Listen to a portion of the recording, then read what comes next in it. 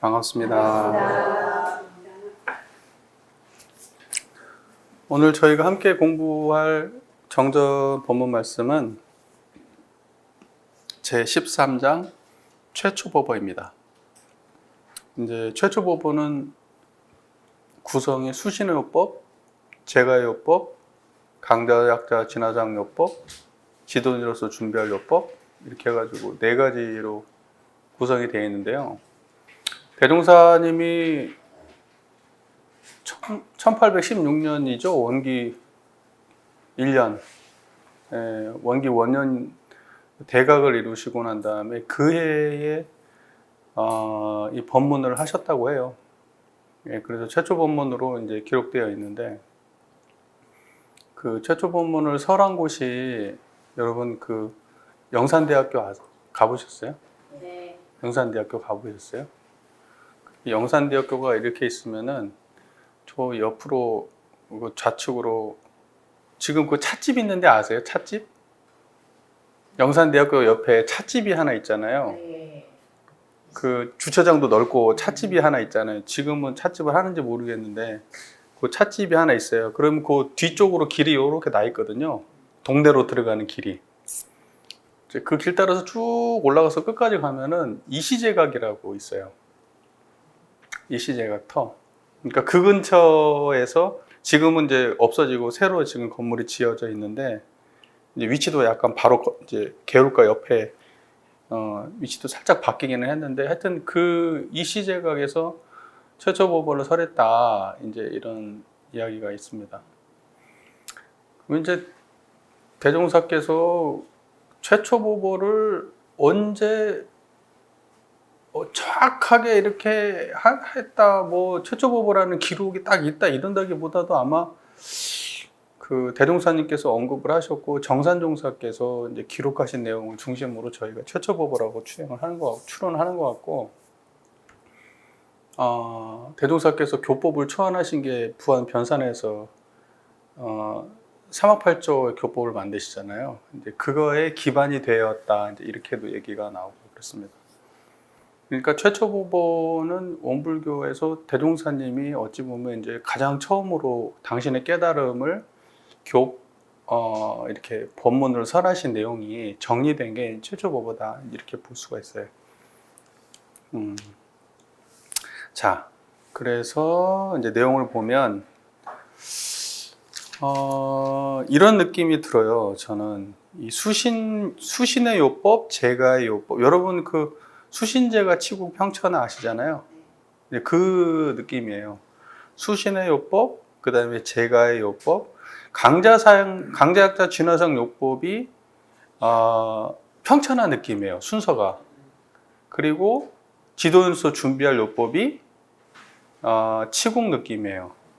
약간 이제 그것이 딱 맞다 이런 내용은 없어요.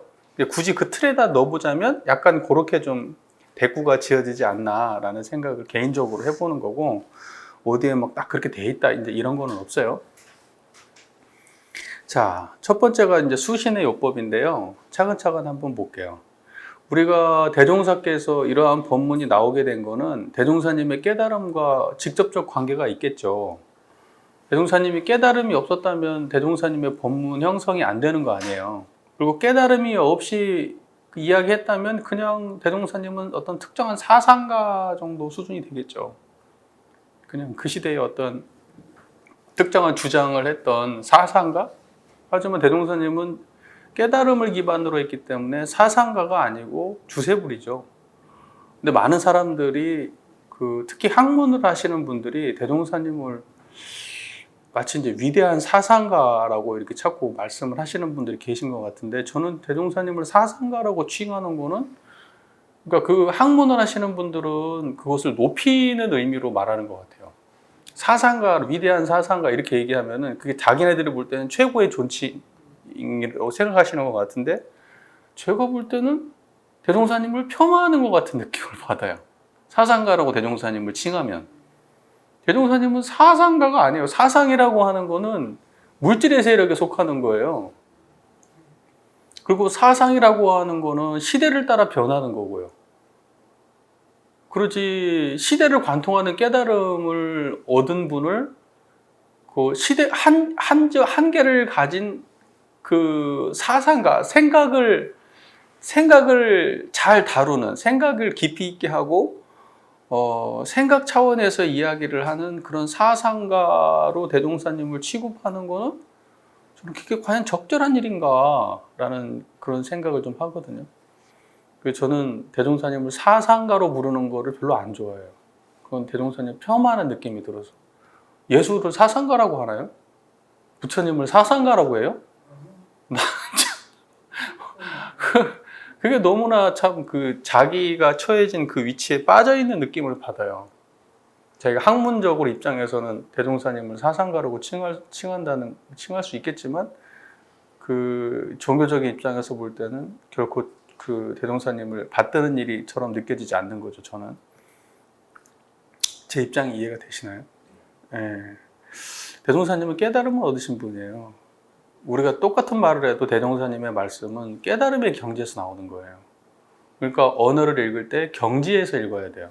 가브리도 대종사님이 어떠한 심정으로 지금 이 말씀을 하셨는가. 그러니까 지금 대종사께서 그 시대와 그 상황에 따라서 뱉었던 수많은 언어가 본질이 아니고 대종사께서 지금 세상을 대하고 있는 그 마음의 그 근본처가 그것이 무엇이냐가 사실은 중요하거든요.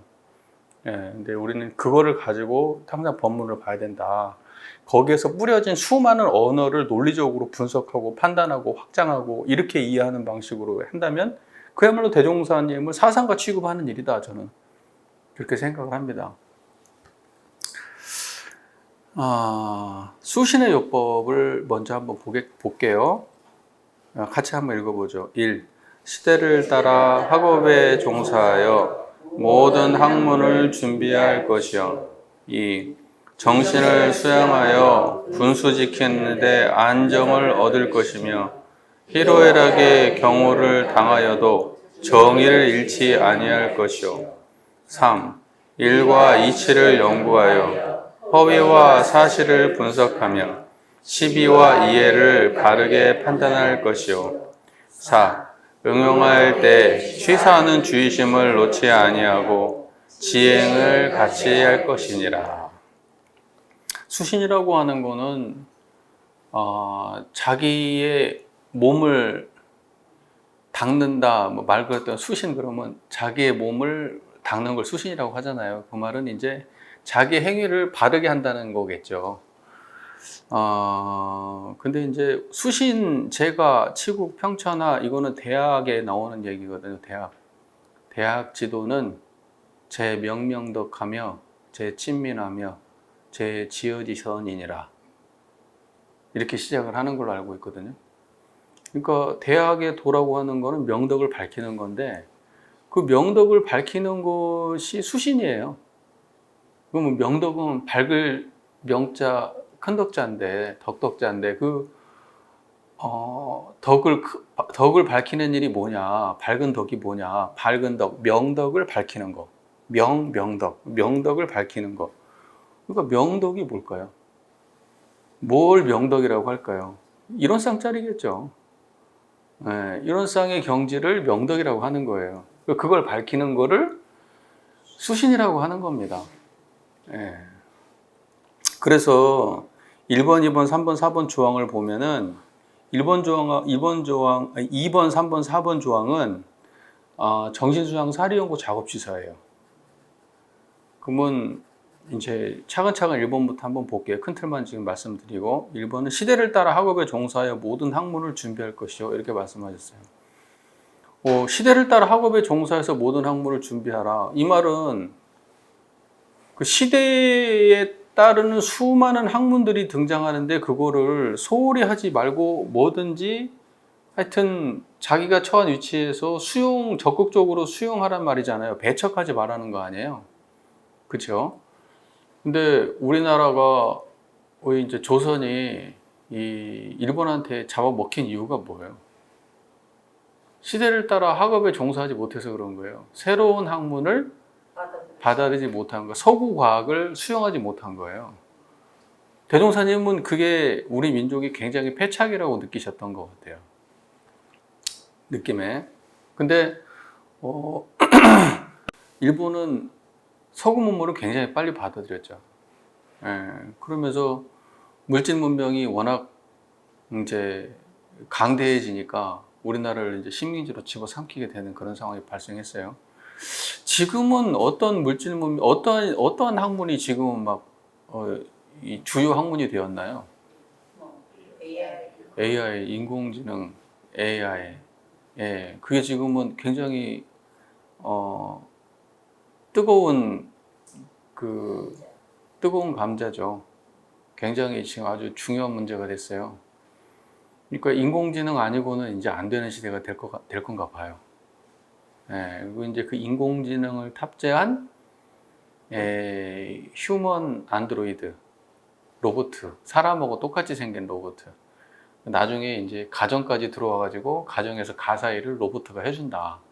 이제 여기까지 가면은 이제 끝장까지 간 거죠. 이제 로봇가.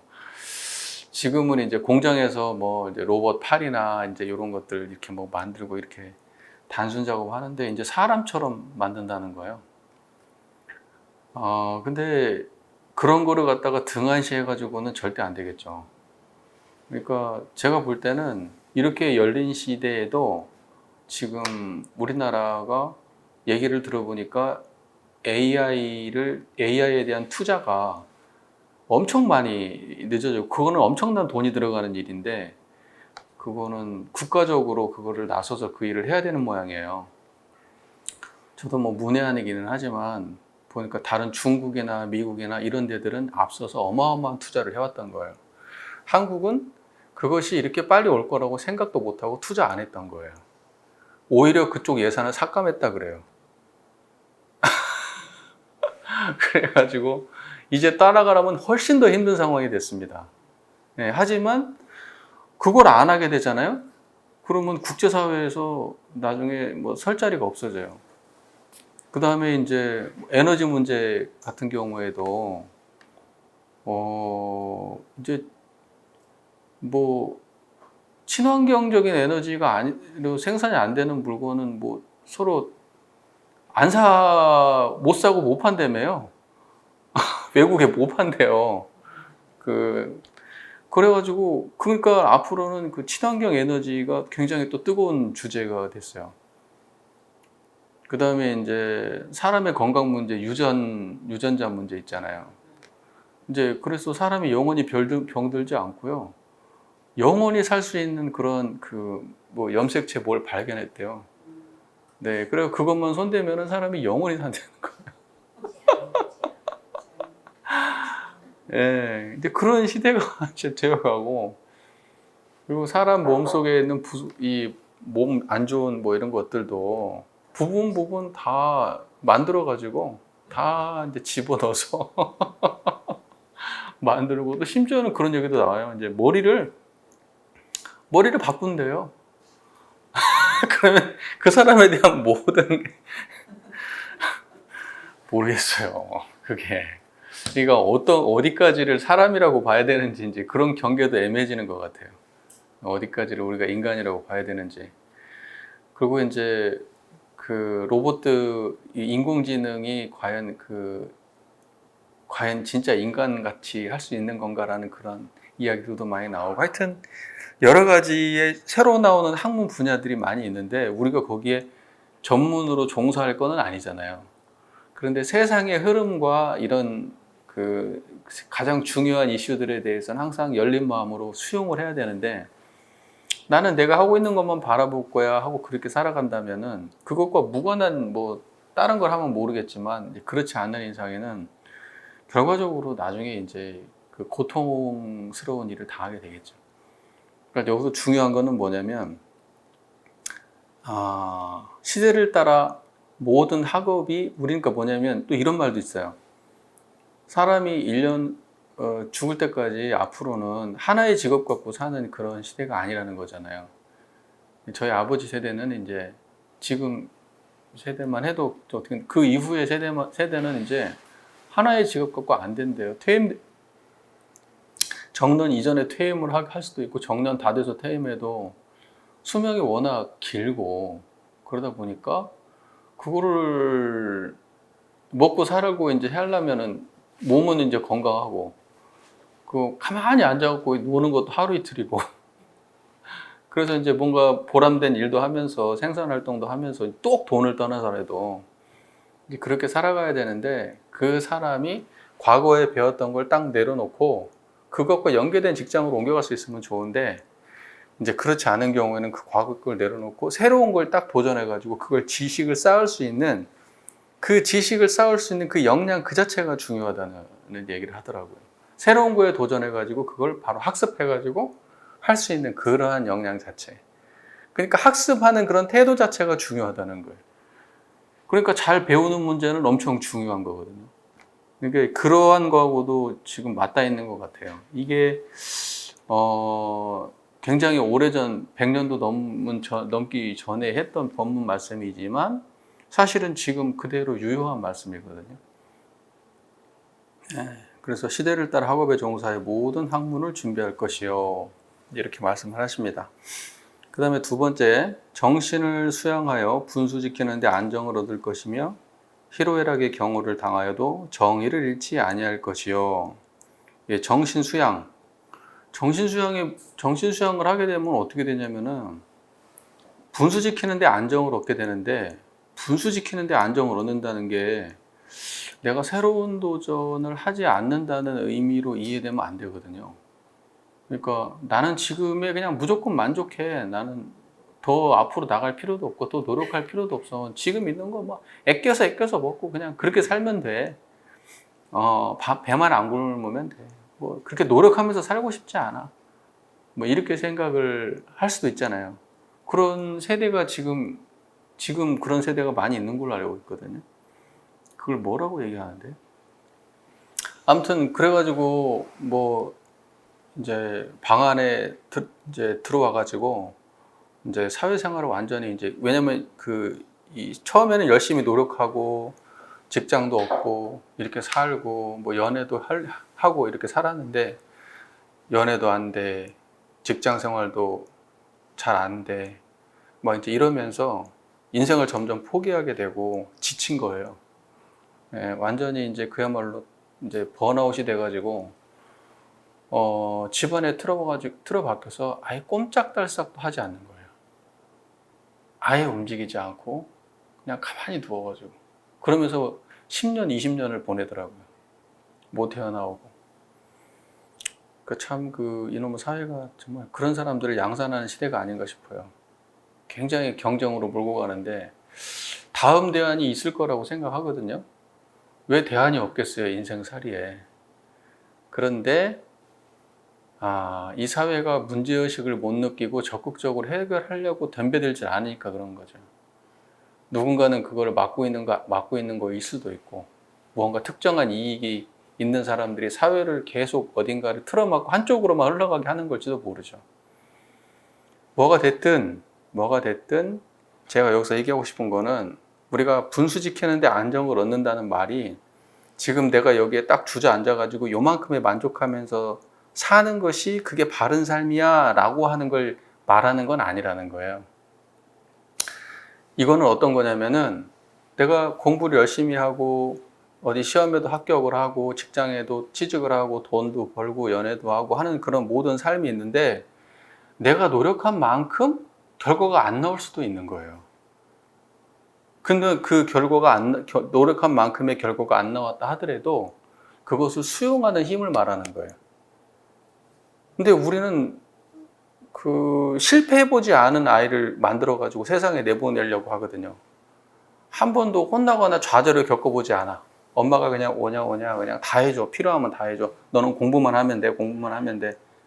그러다가 사회에 나가가지고 좌절하니까 못 일어나는 아이가 되고 조금의 스트레스도 감당을 못하고 사람들하고 의견이 부딪히면은 그러면 이제 감당이 안 되는. 그러니까 문자로만 주고받고 대하면 너무 스트레스니까 서로 이제 안 만나려 그러고 나중에는 이제 결혼도 안 하려 그러고 그걸 감당을 못 해요. 인간관계에서 오는 스트레스.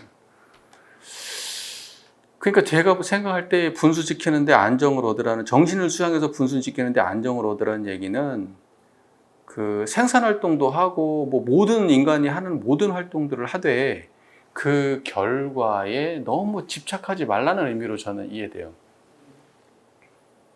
그리고 그러니까 뭐냐면 자기 기준을 또 실제 자기 노력보다 훨씬 더 과하게 잡거나 또는 자기의 노력만큼 미치지 못했을 때 거기에 뭐 이렇게 주저앉거나 이제 이러지 않고 그러고 살아가는 삶이죠. 무슨 말인지 이 말 이해가 되시잖아요. 네네. 그 다음에 이제 이때 분수라고 지키는데 안정 얻을 거는 꼭 안 좋은 상황만 만족하는 게 아니고 좋은 상황이 닥쳐도 오버하지 않는 거예요.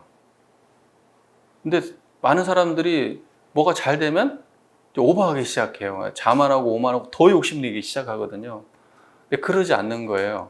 내가 어느 정도 얻어가지고 이 정도 됐으면 딱 거기도 이렇게 딱 마음속에서 넘치지 않는 마음으로 그 상황을 대하는 거예요. 그러니까 청정한 마음으로 성공과 실패에 청정한 마음으로 성공에도 대하고 실패에도 대하는 게 그게 분수 지키는데 안정을 얻는 게 아닌가 이렇게 생각하거든요. 왜냐하면 이게 정신을 수양하고 나서 나오는 결과니까 그렇게 이해하는 게 맞지 않을까 싶어요. 정신 수양이라고 하는 것이 우리가 어떤 육군을 작용하는 노력을 하지 말라는 의미는 전혀 아니거든요.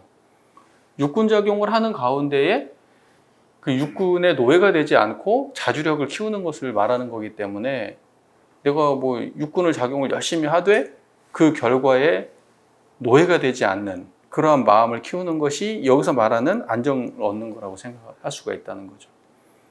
그리고 희로애락의 경우를 당해도 정의를 잃지 말아라 이렇게 얘기할 때 정의라고 하는 건 희로애락을 당해도 정의를 잃지 말라고 일단은 그 정의는 청정한 자리가 정의예요. 희로애락에 끌리지 않는 그 마음이 정의예요.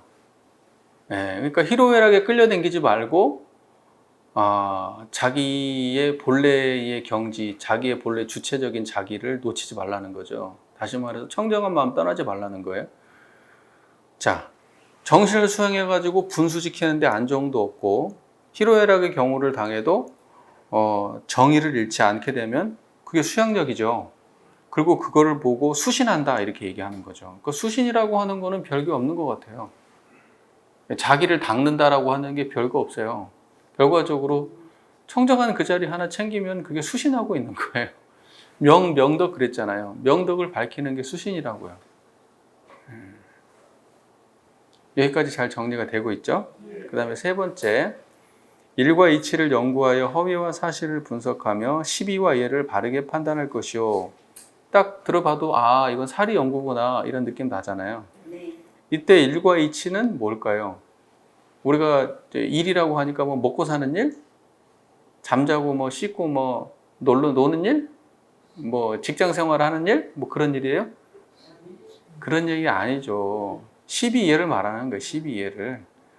그러니까는 이거를 일이라고 하니까 요 일이라고 하는 말이 그냥 뭐 아무런 그 그 원불교 정전에 대한 사전 지식이 전혀 없이 그냥 요걸 읽었다 그러면 그냥 먹고 사는 일 아니겠어요? 먹고 사는 일? 거의 대부분 그런 거 아니고 성공하고 먹고 살고 이런 일? 그런 일 아니란 말이에요. 12이해를 말하는 거예요. 그래서 이치라고 하는 건요. 천조의 대소요무잖아요. 그러니까 인간의 12해와 천조의 대소요무 이걸 일과 이치라고 얘기하거든요. 그리고 이걸 2사 이렇게 얘기하잖아요. 2사 병행할 때 2사. 연구하여 허위와 사실을 분석하며 시비와 예를 바르게 판단해라 이렇게 얘기했어요. 허위와 사실을 어떻게 분석한다는 거예요? 청정한 자리가 드러나게 되면 뭐가 허위고 뭐가 사실인 줄을 아는데 여기에서 허위와 사실을 바르게 분석한다는 것은 망상에 끌려가지도 않고 헛된 상상이나 공상에 끌려가지 않는 거예요. 또는 자기 감정에 치우치지도 않는 거고 또는 자기 판단의 노예가 되지도 않는 거예요. 무슨 말인지 이해가 되시죠? 우리 마음속에서 일어나는 수많은 부유난상들의 노예가 되지 않는 거예요. 그게 허위와 사실을 분석하는 거예요. 그러면 사실은 뭐예요? 항상 이렇게 청정한 게 사실이에요. 항상 이 자리에서 드러나는 게 사실이에요. 그러니까 이 자리에 입각해서 세상을 봐야 사실을 보는 거고 이 자리를 놓쳐버리고 생각 속에 감정 속에 판단 속에 파묻혀가지고 세상을 대하면 그러면 허위 속에 빠져 있는 거예요. 남편하고 사이가 안 좋아요? 내가 청정한 자리로 남편을 바라봐요? 그러면 사실을 보게 되고 분별성과 주착심에 끌려가지고 남편을 바라보게 되면 내가 허위를 보고 있을 수가 있어요. 무슨 말인지 이해가 되시잖아요. 내 뭐 친구를 바라보거나 이웃을 바라보는데 내가 청정한 마음으로 바라보면 사실을 대하고 있는 거고 분별성과 주착심 없는 경지로 바라보니까. 그런데 청정한 마음 놓쳐버리고 자기의 어떤 분별성과 주착심 속에 빠져가지고 대상을 대하고 앉아있으면 그러면 이제 허위를 보는 거예요. 그러니까 허위와 사실을 이 일과 이치를 연구해서 허위와 사실을 분석한다 이런 말은 뭐냐면 뭐 그거를 머리로 생각해가지고 분석한다 이런 의미가 아니라 마음이 청정하면 허위에 끌려가지 않는다 이런 의미예요. 그러니까 어떤 사람이 연구력이 있는 사람이냐 그러면 허위와 사실을 바르게 보는 사람이 연구력 있는 사람인 거예요. 내가 이거 망상 속에 빠져 있구나. 내가 세상을 바르게 보고 있구나. 이제 이거를 놓치지 않을 때 그 사람이 이제 연구력 있는 사람이지 무슨 뭐 과학기술 연구하는 거 아니잖아요. 그런 연구 아니란 말이에요. 지식 이런 거 연구 아니란 말이에요. 네. 그리고 그것 허위와 사실을 바르게 분석하면은 12이해는 바르게 판단을 하게 되겠죠. 결과적으로 허위와 사실을 바르게 분석해야 되는 이유는 인간의 12이해를 바르게 판단해 가지고 옳은 일은 행하고 그른 일은 하지 않고 이로운 일은 행하고 해로운 일은 하지 않는 거. 이제 그걸 그렇게 취사할 수 있어야 그렇게 분석하고 판단할 수 있어야 그 사람이 연구력이 있다. 이제 이렇게 말할 수 있는 거잖아요. 여기까지 잘 이해되셨죠? 이제 그런 게 수신이란 말이죠. 다른 게 수신이 아니고. 자, 그 다음에 네 번째, 응용할 때 취사하는 주의심을 놓지 아니하고 지행을 같이 할 것이니라. 이렇게 말씀하셨어요. 응용할 때라고 하는 거는 육근을 작용하는 게 응용이라고 말했죠. 네, 육근을 작용하는 게 응용하는 거예요. 그럴 때 취사하는 주의심을 놓지 아니하고 지행을 같이 해라. 암과 행동을 하라는 얘기잖아요. 그러니까 자기가 옳다, 앞에서 12이해를 바르게 분석을 했으면 그러면 이제 그 안 거잖아요. 안 거죠. 그러면 이제 그 육근을 행위를 해야 되잖아요. 그게 이제 응용하는 건데 그런데 뭘 놓지 않아야 돼요? 취사하는 주의심을 안 넣어야 돼요. 취사하는 주의심을. 그러니까 취사하는 주의심을 놓지 않으면서 알아야 되고 취사하는 주의심을 놓지 않으면서 행해야 돼요. 그 말 맞잖아요. 취사하는 주의심을 놓지 않으면서 알아야 되고 취사하는 주의심을 놓지 않으면서 행해야 돼요. 그렇다면 그때 취사하는 주의심은 뭐예요? 청정한 자리예요. 그게 취사하는 주의심이에요. 그러니까 여러분 그걸 주의하고 사셔야 되거든요. 그걸 주의하고 살아야 그 사람이 취사력이 있다 그러는 거예요. 내가 아는 것을 행위로 할 때도 그 자리를 놓쳐버리면 취사력 있는 사람이 아니에요. 그래서 사람들이 저 사람은 실천력이 있다 그러는데 실천력은 열심히 실천을 하는데 내가 청정한 자리는 모르고 실천만 열심히 하면 그 사람은 취사력이 키워지는 사람이 아니에요. 그냥 무대뽀 같은 사람이죠. 이 취사력이 있는 사람은 내가 지행을 같이 하는 과정에서 그러니까 뭐냐면 행위를 하면서 지혜를 얻고 지혜를 얻으면서 행위를 하는 사람이에요. 그게 취사력 있는 사람이에요. 그래서 행위를 하다가도 이게 좀 수정해야 되는데 그러면 수정할 수 있는 사람이에요. 근데 수정할 수 있으려면 그게 보여야 되잖아요. 그래서 주의심이 있어야 되는 거예요. 항상 자기가 아는 것도 돌아볼 줄 알아야 하고 자기의 행위도 돌아볼 줄 알아야 그게 취사력이 있는 사람이지. 정했으니까 끝까지 갈 거야. 나는 정의는 취하고 불의는 정의는 취하고 불의는 버리는 거를 죽기로써 행해야 되니까 나 이거 하기로 했어. 이게 지금 판단은 끝났고 이게 무조건 맞아. 그래서 난 죽기로써 할 거야. 그래서 하다가 죽어버리는 게 그게 바른 취사예요? 그런 게 아니라니까요. 하다가 열심히 하는데 이거 여러 가지 문제가 발생했네. 내가 이런 지점을 잘 몰랐는데 그러면 그걸 수정해가지고 다시 가는 거예요. 그러려고 하면은 항상 자기가 애써서 노력하는 자기 자신을 자기가 놓치면 안 되겠죠. 그리고 내 행위와 내 지행에도 집착하면 안 되겠죠. 그러니까는 제일 무서운 게 뭐냐면 정의는 죽기로서 취하고 불의는 죽기로서 버리라는 그 말씀이 오독되면 너무 무서운 거예요. 그래서 자기 주장을 딱 내밀어 놓고 이것이 정의인데 이거 안 하면 다 불의 아니냐고 이렇게 나온단 말이에요. 아, 이런 세상 무서운 그런 세상 무서운 거 아니에요? 무슨 말인지 아시겠죠? 자기 행위를 돌아보지 못하잖아요. 그리고 자기가 생각하는 게 정의래요. 아니, 세상은, 전쟁은 정의로운 사람들끼리 일으키는 거라니까요. 예? 정의로운 사람들끼리 전쟁하는 거예요. 예. 지금 뭐 어때요? 지금 이번에 이제 선거가 끝났지만은 이쪽의 파란색하고 빨간색이 둘이 이제 서로 이제 선거운동을 하는데 자기네들이 100% 정의라고 얘기하면 선거운동 하지. 자기가 불이라고 생각하는 걸 그렇게 주장할 수 있어요. 사람이 다 양심이 있는데. 근데 그렇게도 하기도 하나 봐요. 정치인들은 그게 되나 보더라고. 보통 사람 못하는 재주가 있어야지 정치인하는 거예요. 그래서 그분들이 주장하는 게 다 뭐예요? 자기네 입장에서는 다 100% 정의예요. 100% 정의입니다. 그거는 뭐.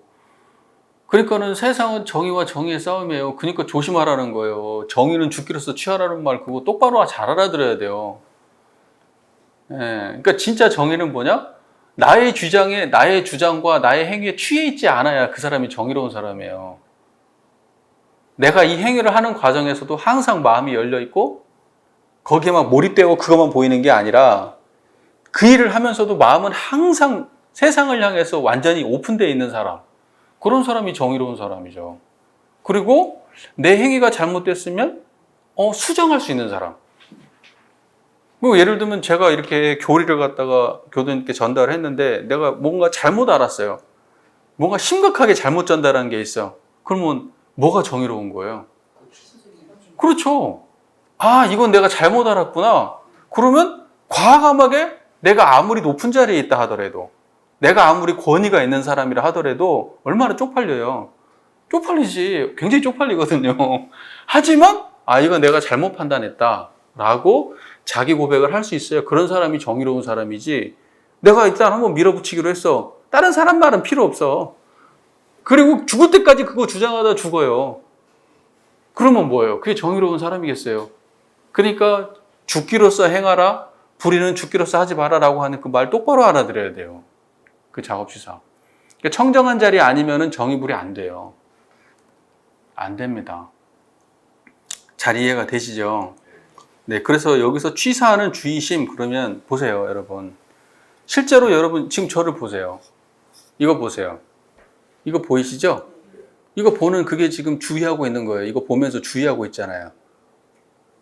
주의하고 계시잖아요. 이게 취사하는 주의심이에요. 이거 보는데 보는 게 취사잖아요. 그런데 이 보는데 이걸 갖다가 보는 자리가 청정하잖아요. 이게 취사하는 주의심이라니까요. 그러니까 볼 때 이렇게 봐야지 이게 취사하는 주의심이 있는 사람이에요. 그런데 이걸 착각하시는 분이 어떻게 하냐면 취사하는 주의심이라고 하는 거를 지행을 주의심을 놓지 않냐고 지행을 같이 할 것이냐 그러니까 그때 주의심이라고 하는 거 내가 아는 거를 잊어버리지 않고 머리 생각해야지. 내가 하기로 한 거를 잊어버리지 않고 생각해야지. 행위를 할 때 그걸 놓치지 말아야지. 까먹지 말아야지. 그 까먹지 않는 마음을 주의심으로 이해하고 있는 거예요. 까먹지 않는 마음을. 이게 지금 뭐냐면 원불교 공부의 지금 99%가 이렇게 이해하고 있다. 주의심을 까먹지 않는 마음. 하기로 한 일과 안 하기로 한 일을 까먹지 않고 그 상황에서 그걸 잊어버리지 않는 거를 주의심이라고 하는 그게 아니라니까요. 이때 주의심은 일심하고 같은 말이에요. 일심하고. 이해가 잘 되시죠? 네. 자, 그래서 수신의 요법을 좀 정리를 해보겠습니다. 수신의 요법이라고 하는 거는 결국 법신불 이론상의 경지로 수신을 하는 것이지 이론상 아니고 수신할 수는 없는 거예요. 결국 이론상을 알고 양성하고 사용하는 것이 수신의 기본입니다. 그러니까 이론상 자리를 없이 그냥 수신한다? 안 돼요. 안 돼요. 억지로 하다가 결국은 지칠 거예요. 네, 그 억지로 되는 것도 아니고요. 사람이 왜 잘 안 바뀌냐? 자기의 원래가 어떤 존재인지를 몰라서 안 바뀌는 거예요. 그래서 그런 말 자주 하잖아요. 사람은 고쳐 쓰는 거 아니다. 이런 말 많이 하잖아요. 사람 못 고친다. 이런 얘기 많이 하거든요. 그래서 그때 어디 수도원이나 이렇게 노인분들 많이 계신데 어디 가면 어떤 분이 그러더라고요. 젊었을 때 하는지 똑같이 한다는 거예요. 하나도 안 변한대요. 그러면서 사람은 안 바뀐다. 이게 내가 인생 살아본 결론이다. 누가 그렇게 얘기한대요. 근데 저는 그렇게 말하죠. 그건 이제 공부를 안 해서 그럴 거고. 그러니까 뭐냐면 공부라고 하는 것이 정말로 오래오래 공들여야 되는 일이지. 그냥 한순간 그냥 맘 내가지고 조금 한다고 바뀌고 그게 공부 같았으면은 부처는 어디서 나오겠어요, 갑자기. 세상에 부처가 없는 것이지. 부처도 닦아서 부처가 됐지. 안 그러겠어요? 아예 사람이 안 변한다고 그러는 게 그게 말이 되겠어요? 왜냐면 지금 우리의 모습도 끊임없이 변해가는데. 그런데 변해가도 어느 쪽으로 변해가야 되느냐. 우리의 원래 자성을 깨달아서 그 자성으로 살아가는 본래의 완전하고 병없는 그런 상태로 돌아가는 것이 우리가 돌아가야 될 길이다. 라고 해서 그쪽을 향해서 돌아가야죠. 나는 옛날에는 이 100만 원밖에 벌 욕망이 없었는데 내가 누구를 만나고 나니까 내가 한 1000만 원은 벌어야 되겠어. 이런 욕심으로 바뀌었어. 그게 내가 바뀐 거예요. 내가 옛날에는 얼굴이 못 나가지고 참 힘들었는데 성형수술을 해가지고 인생 대박 난 사람들이 있더라. 나도 돈 모아서 성형수술해서 인생 대박 나야 되겠다. 그렇게 마음이 바뀌면 그게 바뀐 거예요. 그렇게 얼굴이 바뀐 거예요. 그런 거 아니라고요. 그 사람은 뭐냐면 원래 자기가 생각했던 패턴대로 생각하고 있는 거예요. 자기 욕망대로. 이게 무슨 말인지 아시겠죠? 바뀐 게 아니라 원래 그렇게 생각하던 대로 생각하고 사는 거예요. 바뀌어도 뭐냐면 내가 원래 바뀔 모습으로 바뀌고 있는 거예요. 근데 우리가 이야기하는 바뀐다는 거는 그런 차원의 얘기가 아니라 모든 것으로부터 자유를 얻는 거예요. 모든 나의 육군작용과 나의 욕망과 나의 판단과 가치관과 나의 기억과 미래에 대한 걱정과 이런 모든 것을 자유할 수 있는 그러한 사람이 되는 거예요. 그게 우리가 바뀌어가는 모습이고 궁극적으로 바뀌어야 될 모습이지 내 생각을 바꾸는 정도? 내 개성을 바꾸는 정도? 응? 내 판단을 바뀌는 정도? 가치관을 바꾸고 이런 정도로 우리가 바뀌었다 이렇게 말하는 거 아니라고. 그래 봐야 중생 노름이라고요. 그냥 이쪽 길로 가냐 저쪽 길로 가냐 수준이지 초월하는 건 아니에요. 그건 그러니까 그런 식으로 하니까 안 바뀌는 거예요, 사람이. 뭔 말인지 이해가 되시죠? 바뀌어도 그 사람들의 욕망 안에서 바뀌는 거고, 바뀌었다고 해봐야 타인이 바라는 모습으로 내가 바뀌어갔을 거예요. 그러면 그 사람도 언젠가 지치지 않을까? 내가 바뀌어야 되는 생각은 왜 했을까요? 다른 사람들 눈치고 보다가 내가 그렇게 바뀌어야 되겠다 생각하지 않았을까? 누군가 어디선가 밖에서 들어오는 수많은 나도 모르는 외압이 있지 않았겠어요? 그러니까 나도 이렇게는 안 되겠네. 바뀌어야 되겠네. 나도 저렇게 떳떳하게 살아봐야 되겠네. 그러지 않았을까? 근데 그게 한이 있어요? 없어요? 한이 없어요. 끝도 갓도 없이 그런 요구에 직면하는 거예요. 우리 존재는. 궁극적으로 수신이라고 하는 거는 그쪽을 향해 있는 게 아니에요. 무슨 말인지 아시겠죠? 지금 청정한 이 자리예요. 지금 청정한 이 자리. 온전한 나로 서는 것. 이게 진짜 수신이란 말이죠. 자, 그래서 수신의 요법은 이 정도 하겠습니다. 시간 조절을 못했네요. 시계를 잘못 봤네. 나 이 수학에 더하기 빼기를 못해가지고 큰일이. 시계를 항상 잘못 봐요. 네. 제가의 요법만 하고 그리고 좀 쉽게요. 2. 제가의 요법. 실업과 의식주를 완전히 하고 매일 수입 지출을 대조하여 근검저축하기를 주장할 것이요. 2.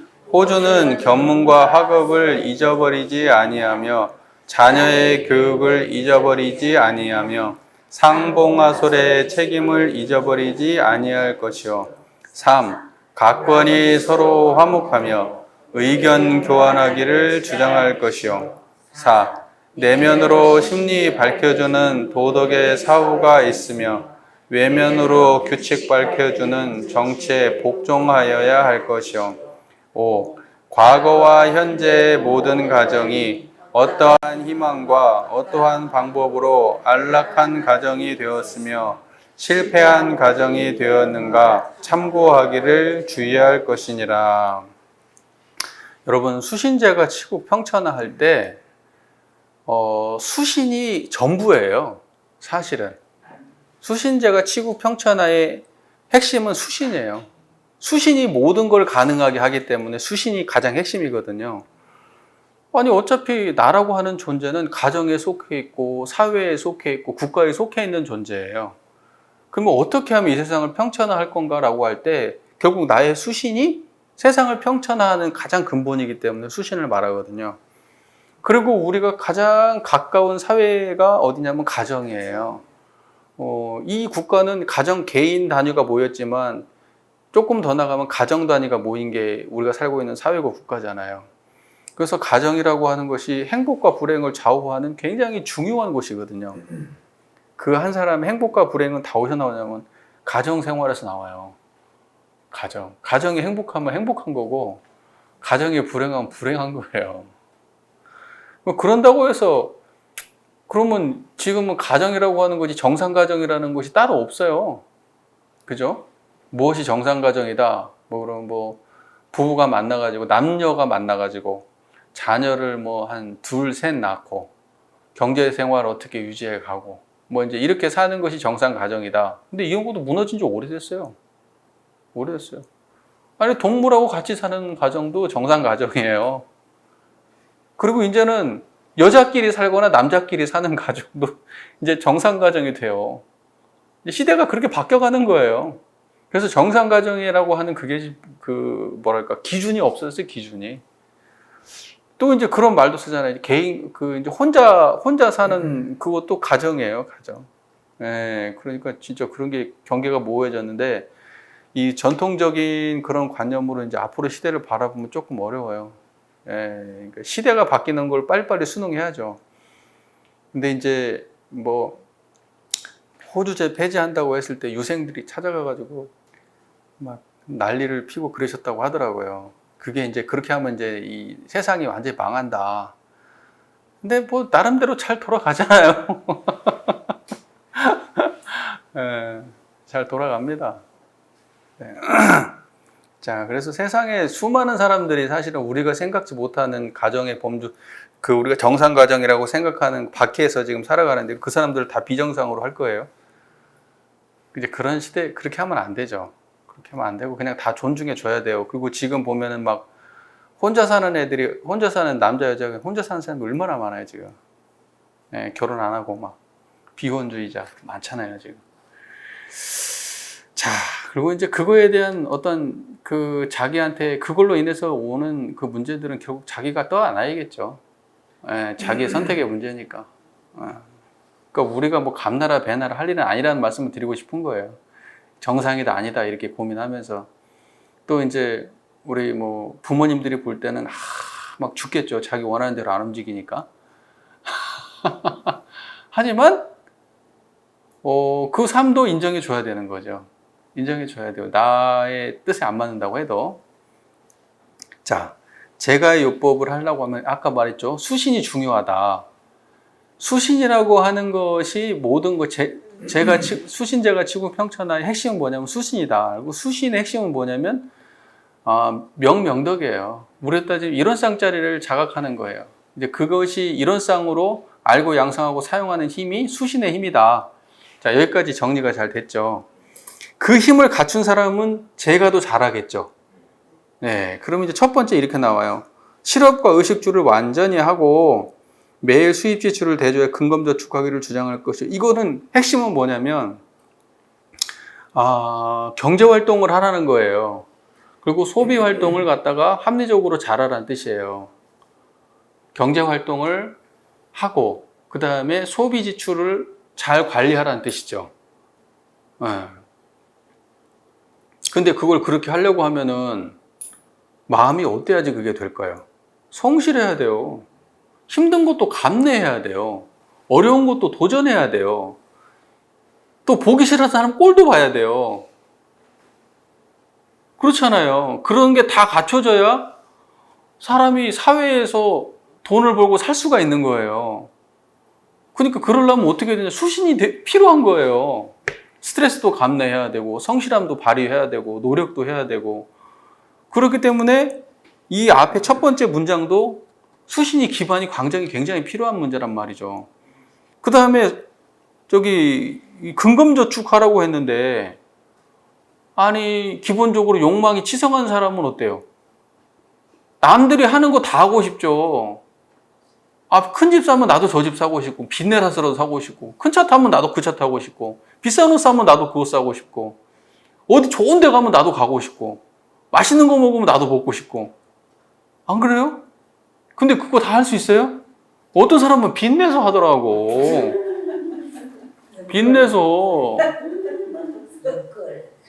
아니, 그래도 영끌은 그래도 집이라도 사지. 카드깡 해서 돌려막고. 예, 막 여기저기 빚내가지고 자기 유흥비로 탕진하고. 그리고 나중에 이제 숨어버려요. 예. 아니, 그런 사람들이 의외로 많아요. 의외로 많아요. 그러니까 그건 다 뭐가 문제냐면은 자기 욕망을 자기가 절제하거나 통제하지 못하고 이것이 어떠한 장래에 나에게 어떠한 결과를 가져올지 그런 시비이해에 대한 판단이 부족한 거잖아요. 그리고 자기 통제를, 자기 자신의 행위를 자기가 관찰할 수 있는 작업 취사에 대한 영역 자체가 부족한 거란 말이에요. 그러니까 자꾸 이런 일이 반복되는 인생을 사는 거예요. 예. 그러니까 결국 제가요법 첫 번째, 실업과 의식주를 완전히 한다는 것도 매일 수입 지수를 대조해서 근검저축을 한다는 것도 전부 다 수신의 힘으로 하는 겁니다. 수신의 힘으로. 이해가 잘 되시죠? 네네. 그 다음에 두 번째, 호주는 견문과 학업을 잊어버리지 아니하며 자녀의 교육을 잊어버리지 아니하며 상봉하설의 책임을 잊어버리지 아니할 것이요. 그러니까 첫 번째, 시대를 따라 학업에 종사해 모든 학문을 준비하라고 말했잖아요. 그러니까 이거는 견문과 학업을 잊어버리지 않는다는 거는 항상 그 배우는 태도, 항상 마음을 열어놓고 어떠한 정보라도 이렇게 그 마음으로 이렇게 그 어떠한 정보라도 배울 수 있는 열린 마음. 그래서 항상 공부해야 돼요. 안 그러면 호주가 망해요. 집이 망해. 예, 호주가 세상 물정 모르면 집이 망하는 거예요. 예, 어떤 분이 그 이야기를 하시더라고요. 예, 어떤 분이 이제 사업이 잘 됐다가 사업이 안 좋았는데, 이제 왜냐면 시대가 바뀌니까 뭐 IMF도 터지고 뭐 어려워지니까 사업이 안 좋아. 그러니까 많은 사람들이 안 좋아졌잖아요. 엄청 힘든 시기를 겪으셨잖아요. 그러는 과정에서 이제 야, 우리 이제 이것만 하지 말고 다른 거 합시다. 다른 데 투자합시다. 했는데 지금 하고 있는 일이 자기가 볼 때는 여기다 투자하는 게 많으니까 버는 족족 거기 투자했는데 IMF 터지니까 이제 그게 힘들어진 거예요. 그러고 난 다음에 보니까 자기의 어떤 그 지인이 이야기했던, 자기 부인이 이야기했던, 자기 지인이 얘기했던 그 사업이 나중에 보니까 훨씬 더 유리했던 거예요. 거기 투자했으면은 대박 됐을 거예요, 대박. 그런데 누가 그렇게 해요? 여러분, 그래서 우리가 그런 얘기 많이 하잖아요. 이 김해의 땅이, 여기도 지금 전부 다 지금 논밭이었는데, 이 땅이 전부 다 금싸라기 땅이 될 줄은 누가 알았겠냐는 거예요. 모르지. 그래서 그런 후회를 하시는 분들이 많더라고요. 많아요. 야, 그때 저 땅 샀어야 되는데. 그때 저 땅 샀어야 되는데. 남들이 누가 사라고 할 때 저걸 샀었어야 되는데. 그때 집을 담보로 해서라도 저걸 샀었어야 되는데. 근데 그때는 전혀 그런 생각 못 하잖아요. 그러니까 참 이게, 그런데 뭐 그때로 돌아간다 한들 달라지겠어요? 지금의 생각을 가지고 그때로 돌아갈 수 있다면 몰라도 그때로 다시 돌아가도 똑같은 짓 반복하겠죠. 네, 어차피 우리 인생이라는 게. 그러니까 세상을 향해서 항상 널려있고 배우고, 이거는 뭐 극단적인 표현이니까 이건 적절한 표현도 아니에요. 하여튼 세상을 향해서 널리 있고 배우려고 하는 그런 태도를 가질 때 그게 호주의 태도라는 거예요. 그러니까 이런 게 안 되니까 맨날 자식들한테 꼰대 소리를 듣고 이제 부인하고는 이제 막 이제 대화가 안 된다는 소리 하고 이제 이게 되는 거예요. 우리 남편은 세상을 배울 마음이 없는 거야. 지금 세상이 얼마나 바뀌었는데 우리 남편은 아직도 꽤 꼰대야, 꼰대. 이러면 안 되는 거잖아요. 그 다음에 자녀의 교육을 잊어버리지 아니하고 근데 이건 잊어버리지 않는 수준이 아니고 너무 심각하죠. 이 사회 문제죠. 근데 이때의 교육이라고 하는 거를 천편일률적으로 이 과학교육, 그러니까 이 학교 입시교육이라고 생각하는데 제가 생각할 때는 그것이 아닌 건 아닐 거예요. 당연히 그건 포함된 내용이에요. 그러나 여기 하나를 더 다른 가치를 더 붙여야 돼요. 그러니까 그 자녀의 교육이라는 게 그 인성교육이에요. 인성교육이 들어가야 돼요. 그러니까 대종사님 당대에는 애를 낳으면 살림미천이라고 생각을 해. 장녀를 낳으면 살림미천이고 아들을 낳으면 좋아. 왜냐하면 이놈은 많이 낳으면 마이너스로 아들은 많이 낳으면 마이너스로 좋아. 왜? 다 일꾼이거든. 쟤네들은 전부 다 우리 집안의 일꾼들이거든요. 그러니까 엄청 중요한 거야. 맏며느리는 살림미천이야. 시집도 안 갔으면 좋겠어. 내 평생 내 옆에서 내 시중 들면서 나 저기 했으면 좋겠어. 진짜 이런 분 있어요.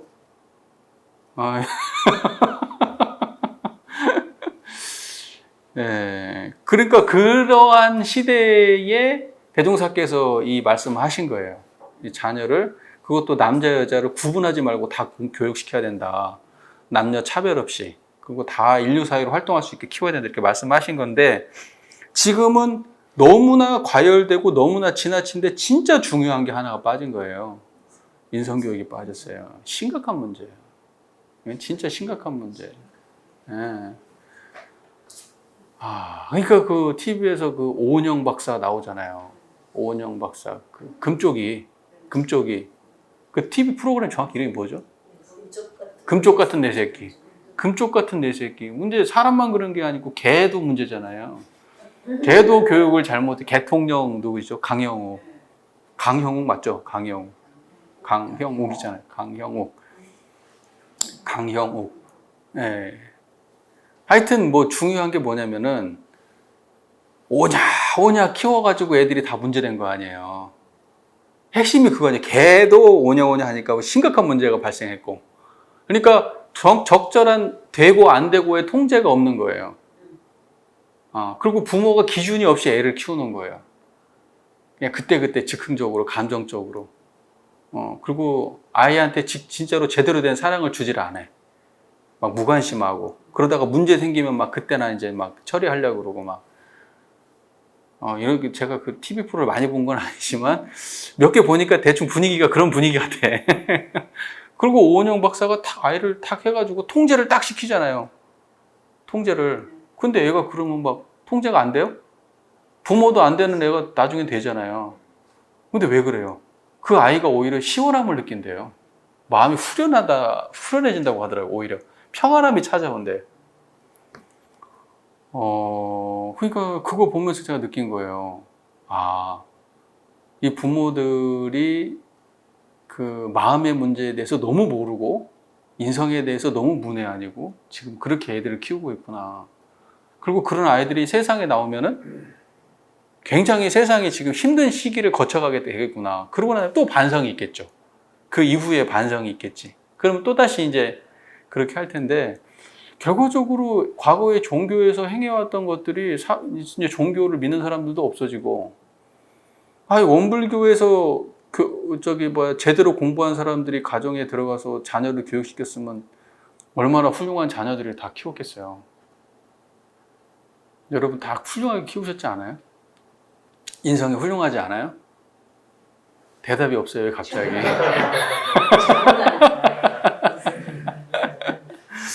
네, 그래서 하여튼 이때 교육이라는 거는 이제 인성교육을 포함한 교육이라고 생각을 해야 된다. 이게 공교육으로 안 들어가고 있는 게 참 안타까워요.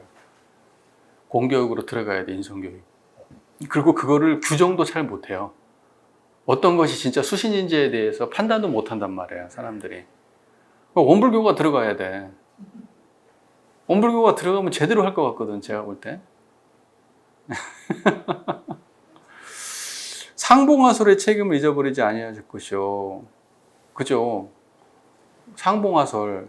그러니까 부모님을 모시고 우리 예, 그렇죠. 가족을 거느리는 이런 상봉하솔. 그 책임이 자기가 지금 책임진 책임감이라는 것도 그것도 자기가 수용을 해야 되고 자기가 느껴야 되고 실제로 행위를 해야 되는데 수신이 안 된 사람은 상봉하솔 못 하잖아요. 예, 부모를 갖다가 버려버리고 부모한테 빨대 꽂고 이제 아주 그냥 쪽쪽 빨아먹고 나중에 부모님은 진짜 길거리에서 폐지 주고서 간신히 연명하고 살다가 진짜로 독거노인으로 살다가 가시고 그러고라도 돌 하나 봐요? 자식이? 이 돌아도 안 봐요. 그런 자식들은 나중에 부모가 문제가 생겨도 쳐다도 안 봐요. 그렇게 키우는 자식들은. 네, 그러니까는 그게 판단이 문제가 있었던 거지. 부모님이 자식에 대해서. 자녀는 바르게 거느려야 되는데 부모가 인성이 안 좋으면 자녀를 바르게 건사할 수가 없어요. 네, 부모가 인성에 문제가 있으면 자녀 반드시 삐뚤어집니다. 네, 그리고 뭐 부부관계가 문제 생기면 뭐 치명타죠. 제가 이번에 가족들하고 캠핑을 갔다 왔거든요. 1박 2일.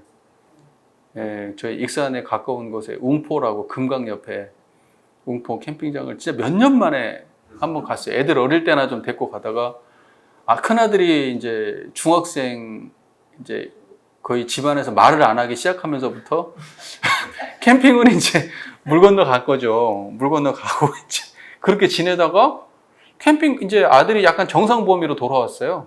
이제 정상범위로 좀 돌아와가지고 캠핑을 가자고 그래가지고 금강에 캠핑을 갔어요. 그 캠핑을 가가지고 아들이 그 얘기를 하대요. 아빠가 제가 뭐 잔소리 하는 스타일도 아니고 근데 뭐 한 5분도 얘기 안 했는데 이제 아빠가 이제 뭐 잔소리 한다는 거죠. 내가 너무 충격받았어요. 너무 말을 안 하니까 이놈이 이것도 많다고 얘기하는 모양이구나. 엄청 충격받았는데 이번에 아들이 그 얘기 하대요. 그때 아빠한테 참 너무 미안했다. 그 얘기를 하더라고요. 네. 그래서 내가 참 가정을 잘 건사하고 있구나. 이런 생각을. 집에는 잘 가지 않지만, 그래도 그것과 무관하게, 나름대로 그냥 잘 건사하고 있구나. 뭐 이런 생각을 했다는 거죠. 예. 자, 결과적으로 뭐냐면, 그 부모의 내적 태도가 매우 중요하다.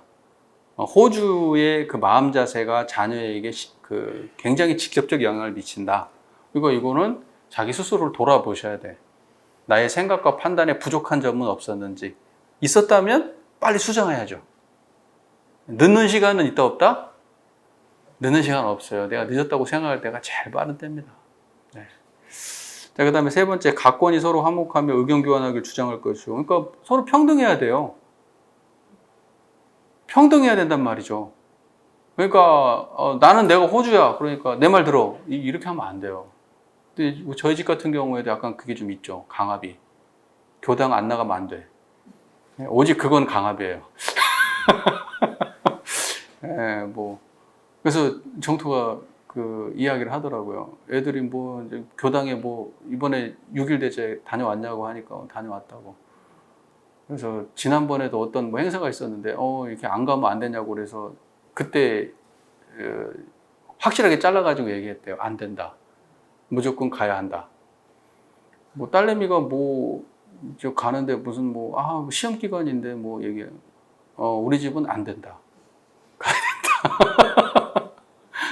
그래서 이번에는 6일 대제 가자고 하니까 군말 없이 따라오더라. 이렇게 얘기하더라고요. 그래서 내가 굉장히 폭풍 칭찬을 해줬어요. 굉장히 훌륭한 정토님이시다. 정말 아주 훌륭한 정토의 모습이다. 이러면서 굉장히 칭찬을 해줬어요. 네, 그것 빼고는 다 존중합니다. 여러분들은 어떠세요? 그것마저도 존중합니까? 종교마저도 각자 알아서 해라. 종교는 자유다. 이렇게 하십니까? 저는 제가 그 폐해가 지금 다 나타나고 있어요. 당신 그 자녀 키우실 때 종교는 자유라고 그렇게 호탕하게 키웠던 분들 돌아가실 때 다 쓸쓸합니다, 이제. 예. 가족들끼리 막 이제 막 기독교, 불교 막 다 모여가지고 이제 뭐 불교식으로 하네, 기독교식으로 하네, 막. 예. 그리고 뭐 우리 교도님 중에서 계시잖아요. 기독교, 따님 기독교여가지고 뭐 저기 어머니 법까지 받으신 분인데 막 돌아가시고 나니까 아예 연락도 안 하고 그냥 싹 쓸어다가 쓰레기통에 버려버렸잖아요. 이런 쌍이고 뭐고. 그런 꼴 나요. 그런 꼴 난다니까요. 인성이 훌륭하면 괜찮을 수도 있어요. 인성이 훌륭하면. 하지만 진짜 그런 꼴 나는 걸 제가 여러 번 봐요. 여러 번 봅니다. 그러니까 신중하게 잘 판단하십시오. 저는 딱 그 얘기 하거든요. 국가에서 종교의 자유를 허용했는지 몰라도 우리 집에서는 안 돼. 그 얘기 하거든요. 우리 집에서는 그런 얘기 꺼내지 마라. 그리고 내가 한 번은 그런 얘기 한 적도 있어요. 아빠가 교무인데 네가 만약에 종교의 자유를 외치면서 다른 종교로 가겠다고 하면 아버지의 인생을 부정하는 거다. 굉장히 아빠는 충격받을 거다. 저는 이렇게 딱 말해요. 네. 네.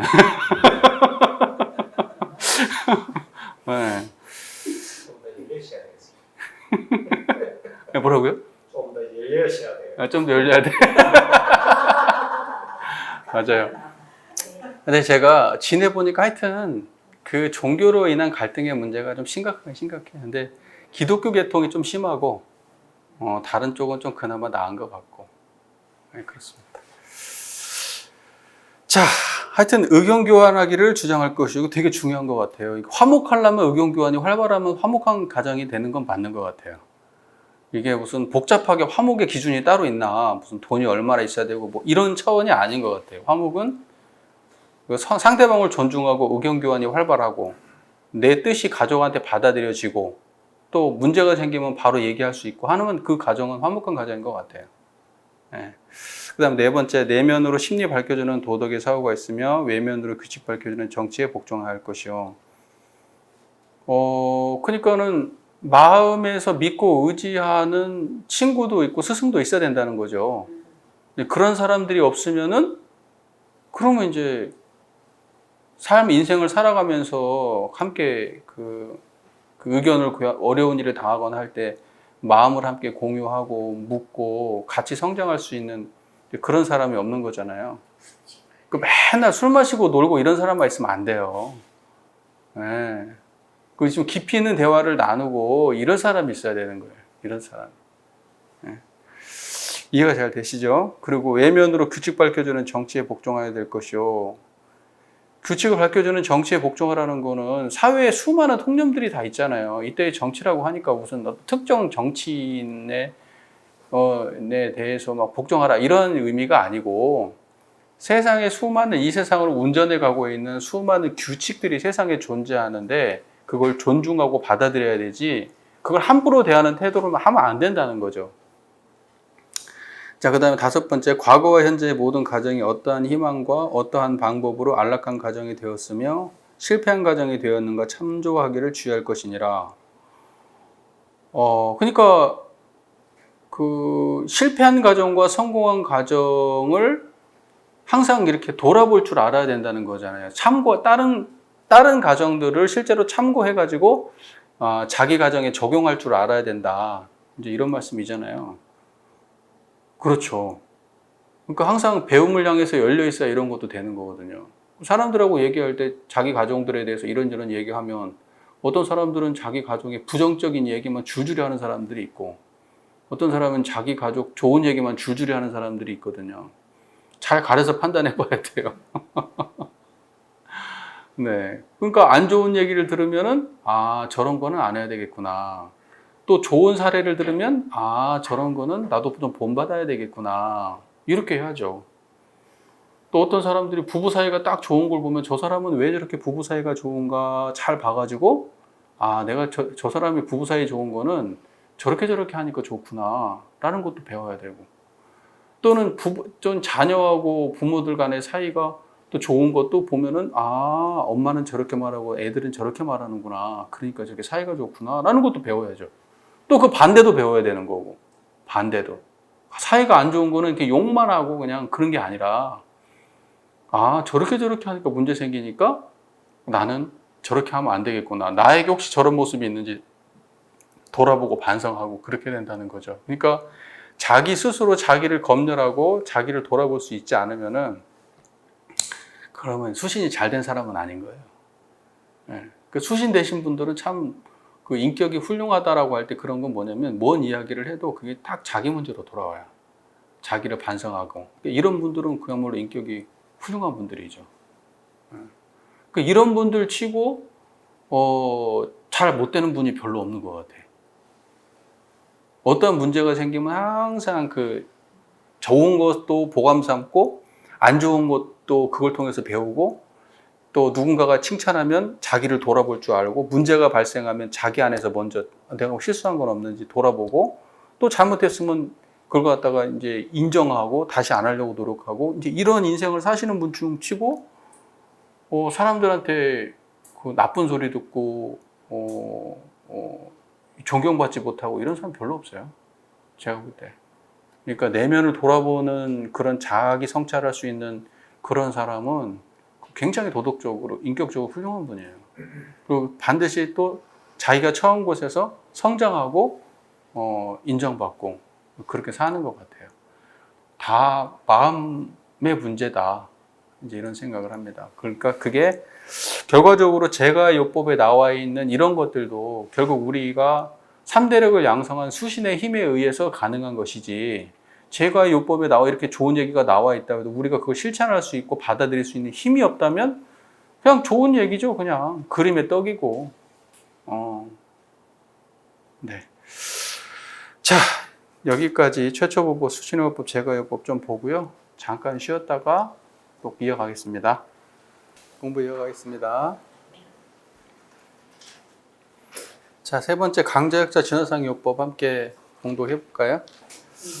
1. 강약의 대지를 들어 말하면 무슨 일을 물론하고 이기는 것은 강이요 지는 것은 약이라.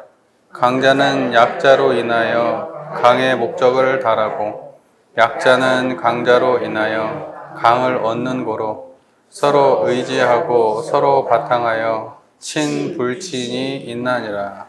2. 강자는 약자에게 강을 베풀 때 자리 이따법을 써서 약자를 강자로 진화시키는 것이 영원한 강자가 되는 길이요 약자는 강자를 선도자로 삼고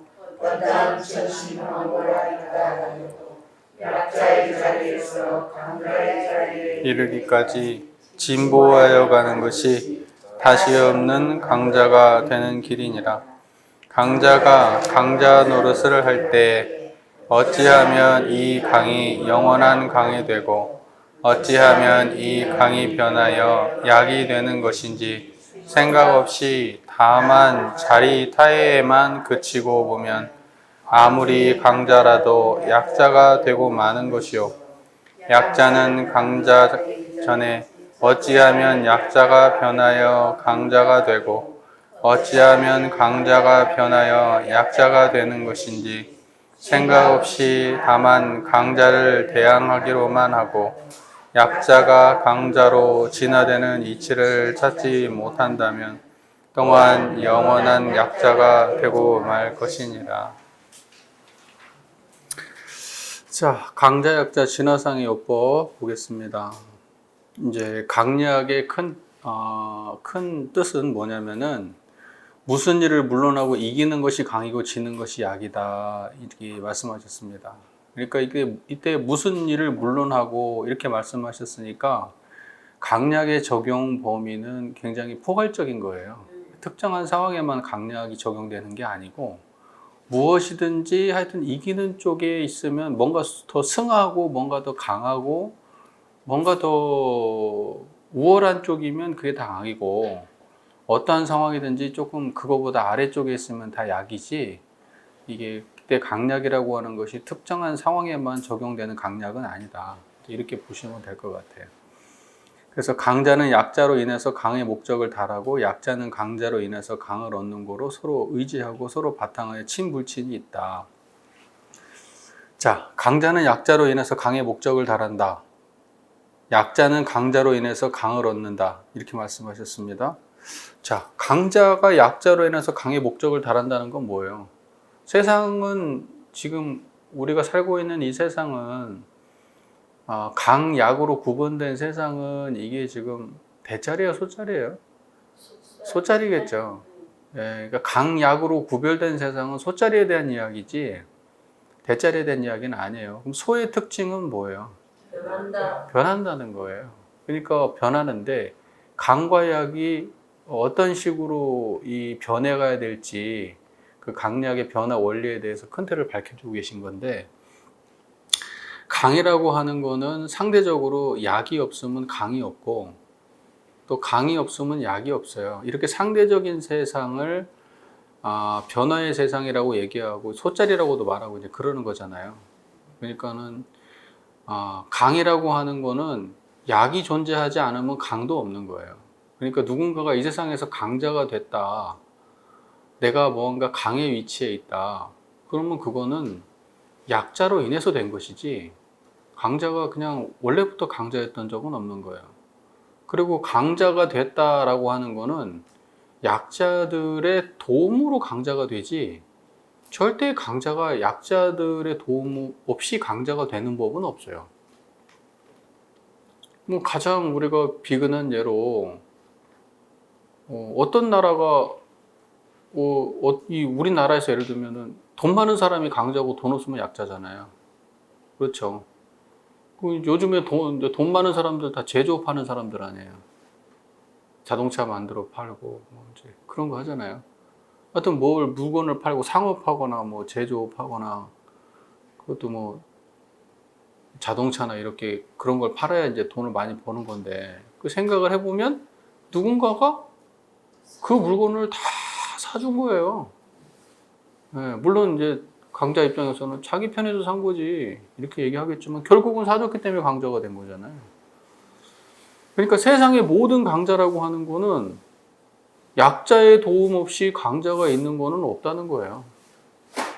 그러면 우리가 학교에서 학교에서 공부를 할 때도 공부 잘하는 애가 강자고 공부 못하는 애가 약자예요. 그렇지 않아요? 시험 성적도 나오면 상위권에 있는 애들은 강자고 밑에 있는 애들이 약자죠. 그러니까 학교에 가면 선생님들이 약자들은 별로 취급 안 하고 강자만 취급해 주잖아요. 그런 거 아니에요? 네. 근데 그 학교가 유지되고 그 학교가 존립하려고 하면 수많은 약자들이 밑을 깔아줘야지 학교가 있는 거 아니에요? 걔네들이 있어서 강자가 있는 거 아니에요? 맞잖아요. 임금과 신하가 있으면 임금은 강자고 그 다음에 신하와 백성들은 다 약자일 텐데, 아니 백성이 없는 임금이 있을 수 있어요? 그런 거 없잖아요. 네. 집안의 가정을 놓고 보면은 집안의 가정도 강자와 약자가 있죠. 근데 뭐가 강자입니까? 아니죠. 돈 벌어오는 사람이 강자죠. 돈 벌어오는 사람이 강자예요. 또 이제 집안에서도 집안에 무슨 뭐 대소사 같은 거 결정할 때도 돈 많이 내는 사람이 발언권 센 거예요. 사회에서도 다 그래요. 우리 교당에서도 교회장님이 있고 평신도가 있잖아요. 이게 다 평신도들이신가요? 아니, 그거는, 그러면 이제 회장님이 왜 강자예요? 돈 조금이라도 더 내거든. 근데 교당에서의 강자는 그걸로 결정되면 안 돼요. 예, 사실은 그 심신작용의 수준으로 이렇게 봐야 되죠. 그러니까 그 원불교 안에서 그러면 교당에서의 강자가 회장이 아니라면 뭐 어떤 사람이 강자여야 돼요? 교당에서는 법위가 높은 사람, 법위가 높은 사람이 강자여야죠. 재가교도하고 출가교도 중에 누가 강자예요? 아니지. 법이 높은 사람.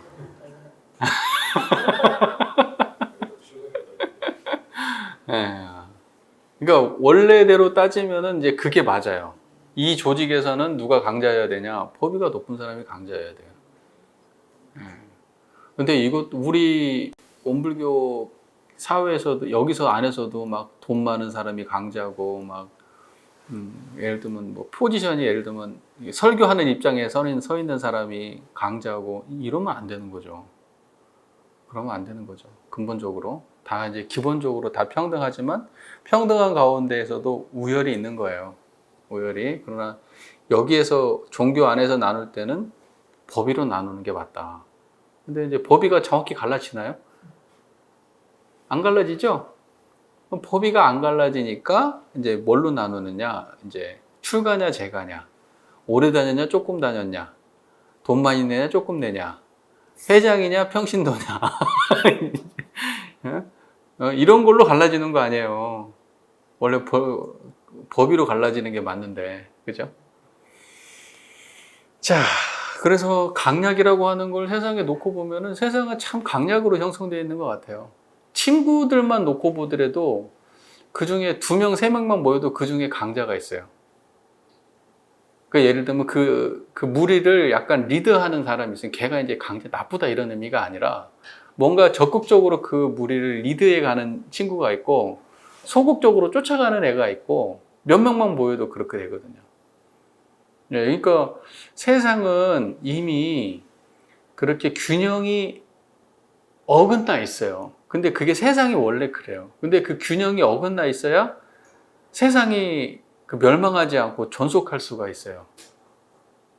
예를 들어 마치 양이 서로 자리를 바꿔가면서 세상의 변화하고 세상이 유지해 가는 것과 마찬가지로 인간관계들도 보면은 약간 어긋나 있어야 거기에서 누군가는 리드하는 사람도 있고 따라가는 사람도 있고 또 누군가가 또 다시 그 위치에 올라가기도 하고 그러면 또 다시 각성해서 나도 그 위치에 올라가야지 하면서 발전하기도 하고 그러면서 세상에 돌아가는 거잖아요. 그러니까 대종사께서 강약을 이야기하실 때 이 강약은 한쪽이 좋다 한쪽이 나쁘다라는 의미의 일방적 강약이다 이렇게만 생각하지 말고 세상의 존재 양태가 사실은 양인 것처럼 인간들의 관계의 양태도 이 강약으로 구분되어 있다.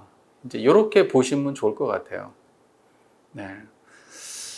이제 그렇게 그걸 기반으로 하고 이제 읽으려고 노력을 하고 우리 삶에 적용을 했으면 좋겠어요. 그러니까 우리의 마음속에 이제 관념 속에 강약 이러면은 이제 권력 있는 사람이 강, 권력 없는 사람이 약. 이제 이렇게 물론 대종사님께서 그런 걸 염두에 두지 않고 하신 말씀이라고 생각은 안 해요. 왜냐하면 이때의 강자는 일본이에요. 그 일본 제국주의를 강이라고 얘기했고 이제 그 밑에서 지배를 받고 있는 우리는 약이라고 생각하신 거예요. 그러니까는 이거는 그 시대를 살아가고 있는 어찌 보면은 그 시대를 좀 선도하고 있는 그래도 약자 중에서도 지식층에 속하는 사람들, 약자들 중에서도 약간 그 무리를 이끄는 위치에 있는 사람들한테 보내는 대종사님의 지혜가 아닌가 이제 이런 생각을 하게 되거든요. 자, 그래서 무슨 일을 물러나고 이기는 게 강이고 지는 게 약인데 강자는 약자로 강의 목적을 달한다라는 말씀이 이해가 되시죠? 그러니까 약자의 존재가 없다면 강자도 없는 것이다. 그러니까 강자가 강을 유지해 가는 것은 약자의 존재 때문이다 라는 것이고 그것이 단지 개념적으로 약의 반대가 강이다는 게 아니라 약의 기반으로 강이 서 있는 거예요. 실제적으로. 예, 그러니까 그것을 생각하시면은 강의 목적은 강자는 약자로 해서 강의 목적을 달한다. 이 말이 별로 이렇게 어렵지 않게 이해가 되실 거예요. 그 다음에 약자는 강자로 인해서 강을 얻는다. 이렇게 말했어요. 이게 무슨 말일까요? 약자가 강자로 인해서 강을 얻어요? 이것도 맥락이 틀린 말이 아니에요. 여러분, 약자가 어떻게 해서 강자가 돼요? 강자가 하는 거 보고 배워서 강자 돼요. 예. 예를 들면은 학교에서 공부 잘하는 애를 보면서 나도 공부 잘해야지 하는 마음이 났어요. 그러면 이제 제가 어떻게 공부하는지도 봐야 되고 어떻게 이 학습 이 계획을 어떻게 짜는지 어느 학원을 등록하는지 요즘엔 학원을 그렇게 중요하잖아요. 그런 것도 다 봐야 되잖아요. 그래서 내가 최소한 쟤네들이 하는 노력처럼 내가 할 수 있어야 그래도 그 근처를 갈 거 아니에요. 그렇죠. 그러니까는 약자가 강자를 넘는 방식은 결국 강자를 흉내내면서 약자가 강자되는 거거든요. 그러니까는 저는 그런 생각을 해요.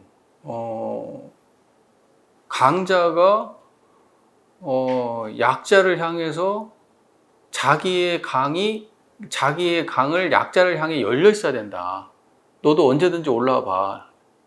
이렇게 세상을 향해 열려 있어야 된다. 이제 그런 생각을 하는데 이제 그 반대 짓을 하고 있죠. 많은 강자들은 절대 니네들은 올라오면 안 돼. 모든 올라올 수 있는 길은 내가 다 막을 거야. 이제 대동사님은 이제 이런 걸 비판하는 거예요.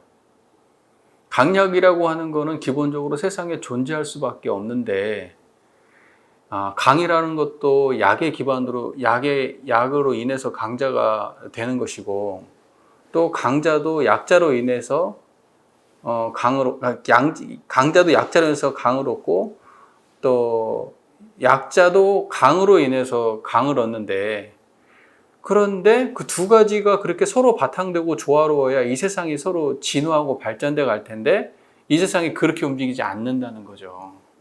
그게 문제인 거죠, 그게. 그러니까 이제 이런 거예요. 아까 이제 학교를 예로 들었는데 직장 생활을 해요. 그러면 이제 상사가 노하우가 있을 거 아니에요. 직장 생활 상사가 노하우가 있을 거 아니에요. 그 사람이 굉장히 일도 잘하고 인정도 받고 연봉도 세요. 그래서 이제 들어온 애는 나도 저렇게 좀 성공해가지고 하고 싶다. 그러면 그 사람이 하는 거를 잘 보고 배워서 빨리 성장할 수가 있을 거 아니에요. 그런데 이 사람이 어떻게 해요? 그 사람이 자기의 노하우를 알려주려고 해요, 안 해요? 안 해요. 안 해요. 이제 그런 문제 되는 거예요. 문제 되는 거예요. 또 밑에 있는 사람은 자기가 저 사람의 노력한 만큼 노력해서 그 자리에 올라가려고 생각하는 게 아니라 뭐래요? 계속 그냥 안 좋은 뭐죠?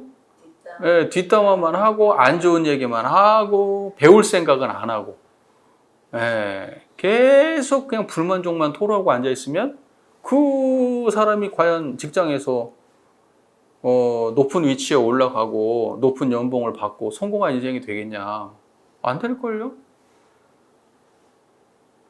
그 다음에 이제 도학가에서는 어때요? 도학가에서는 내가 예를 들면은 깨달음을 얻었어. 근데 누군가가 물어봐. 그러면 어떻게 해야 돼요? 그러면 굉장히 잘 가르쳐 줘야죠.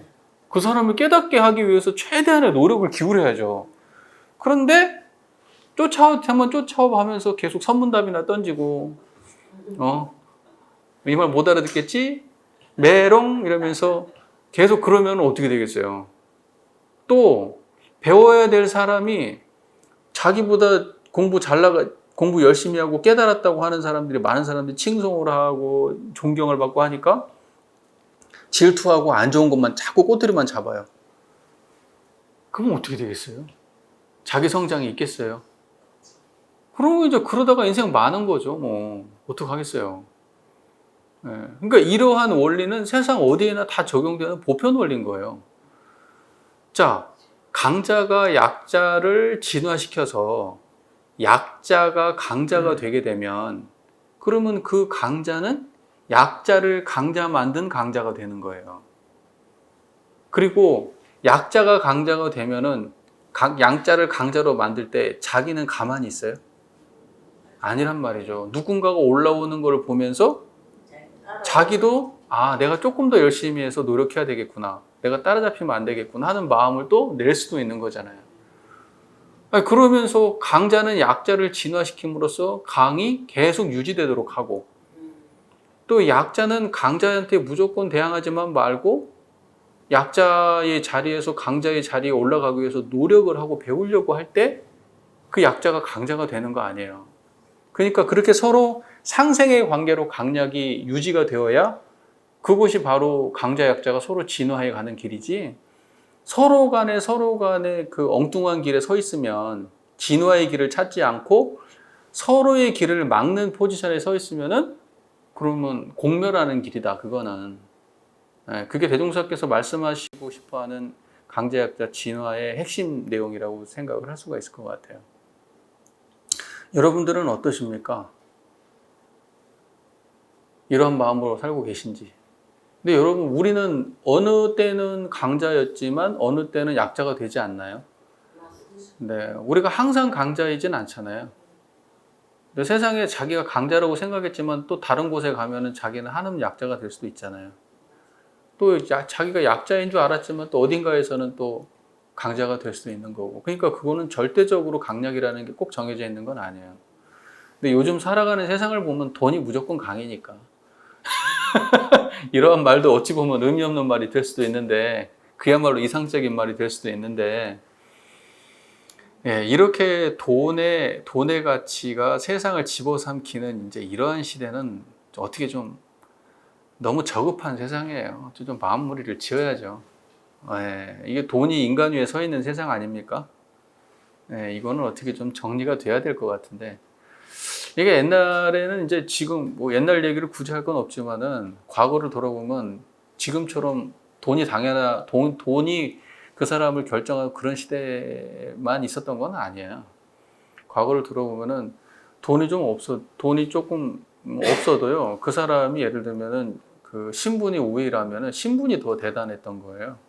또는 그 사람이 배움이 많으면 그게 더 대단했던 거죠. 학식이 높고 그러면 그게 훨씬 더 값어치 있는 거죠. 그러니까는 사람이 예를 들면 내가 뭐 그냥 막 부동산 투기를 해가지고 돈을 많이 벌었어. 근데 자기 집안에는 머리 좋은 사람이 한 명도 없어. 그러면 학자도 없고, 예를 들면 무슨 뭐 법조인도 없어, 의사도 없어. 그럼 어떻게 해요?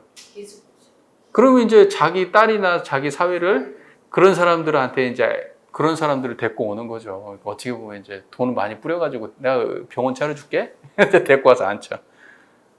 또 이제 뭐 법조인들 이제 그쪽에 이제 좀 유망한 걔네들 그 뒷돈 내가 너 이제 후원해줄게, 너 성공할 수 있게 후원해줄게 해가지고 또 사위로 받아들여. 왜냐면 그 사람들한테 유일한 약점은 뭐예요? 돈은 많은데. 돈은 많은데 신분이 약하다는 거예요. 예. 돈은 많은데 그냥 뭐랄까 내용이 없는 집안이라는 거죠. 이제 그걸 벗어나야지 그 사람들이 최종적으로 도달하고 싶은 이제 자기 욕망에 가까이 가잖아요. 그러니까 그것도 돈으로 해결하는 거예요. 이제 그런 시대가 된 거예요. 그러니까 돈이 다 만들어요, 지금 우리 세상은. 그러니까 돈이 강이고 무슨 뭐 돈 없으면 약이지. 뭐. 그런 시대인데, 자, 전체적으로 지금 1번은 다 이해가 됐죠. 자, 그다음에 이제 2번은 아까 제가 설명했던 내용들이 이제 담겨 있는 내용인데, 강자는 약자에게 강을 베풀 때에 자리이타법을 써서 약자를 강자로 진화시키는 것이 영원한 강자가 되는 길이다, 이렇게 말씀하셨어요. 자리이타법이라고 말씀하셨어요. 자리이타법. 자리이타는 사은에 어디 나와요? 동포원에 나오죠. 동포보훈의 핵심이 자리이타예요. 그러니까 산업공상을 대할 때 자리이타법을 쓰는 것이, 그것이 사은의 동포원에 보훈하는 행위잖아요. 그러니까는 뭐냐면 이때 강약이라고 하는 거는 강도 동포고 약도 동포지간의 관계일 거 아니에요. 강약이라고 하는 게. 그죠? 네. 그러니까는 어찌 보면은 사은의 동포원에 어떻게 보면 또 그 전에 기반이 되는 자료일지도 몰라요. 이 말씀이.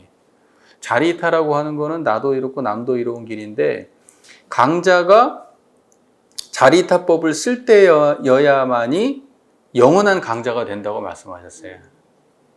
자리이타법을 써야만 영원한 강자가 된다. 그러니까 뭐냐면 강자가 나도 이롭고 약자도 이로운, 강약이 다 이로운 길을 강자가 가야 영원한 강자가 된다. 만약에 강자에게는 이롭고 약자에게는 해로운 길을 가게 된다 그러면 그거는 언젠가 무너지게 된다. 이제 이런 생각을 가지신 거죠. 그 다음에 약자는 강자를 선도자로 삼고 어떠한 천신만고가 있다 하여도 약자의 자리에서 강자의 자리에 이르기까지 진보하여 가는 것이 다시 없는 강자가 되는 길이니라. 강자가 되는 왕도가 있다는 거예요, 없다는 거예요? 왕도가 없다는 거죠. 네, 왕도는 없어요. 갑자기 뭐 노력하지 않고 누군가가 그냥 강자 만들어주는 건 아니라는 거예요. 천신만고라고 표현을 했거든요. 천신만고가 무슨 말이에요? 엄청나게 그 심각한 고통, 그거를 갖다가 감내를 하고 노력을 해야 약자의 자리에서 강자의 자리로 가는 것이지, 그 뭐 수월하게 그냥 강자가 되는 길은 없다는 거예요. 네. 요즘 강자들은 다 보면은 돈만 놓고 얘기하자면 다 보면 뭐 2세, 3세들이에요. 다 뭐죠? 그 상속받은 강자들이에요. 그래서 참 이 세상이 웃기게 돌아가는 거예요. 상속받은 강자들이 세상을 지배하고 있습니다, 지금. 이 세상은. 자, 보세요.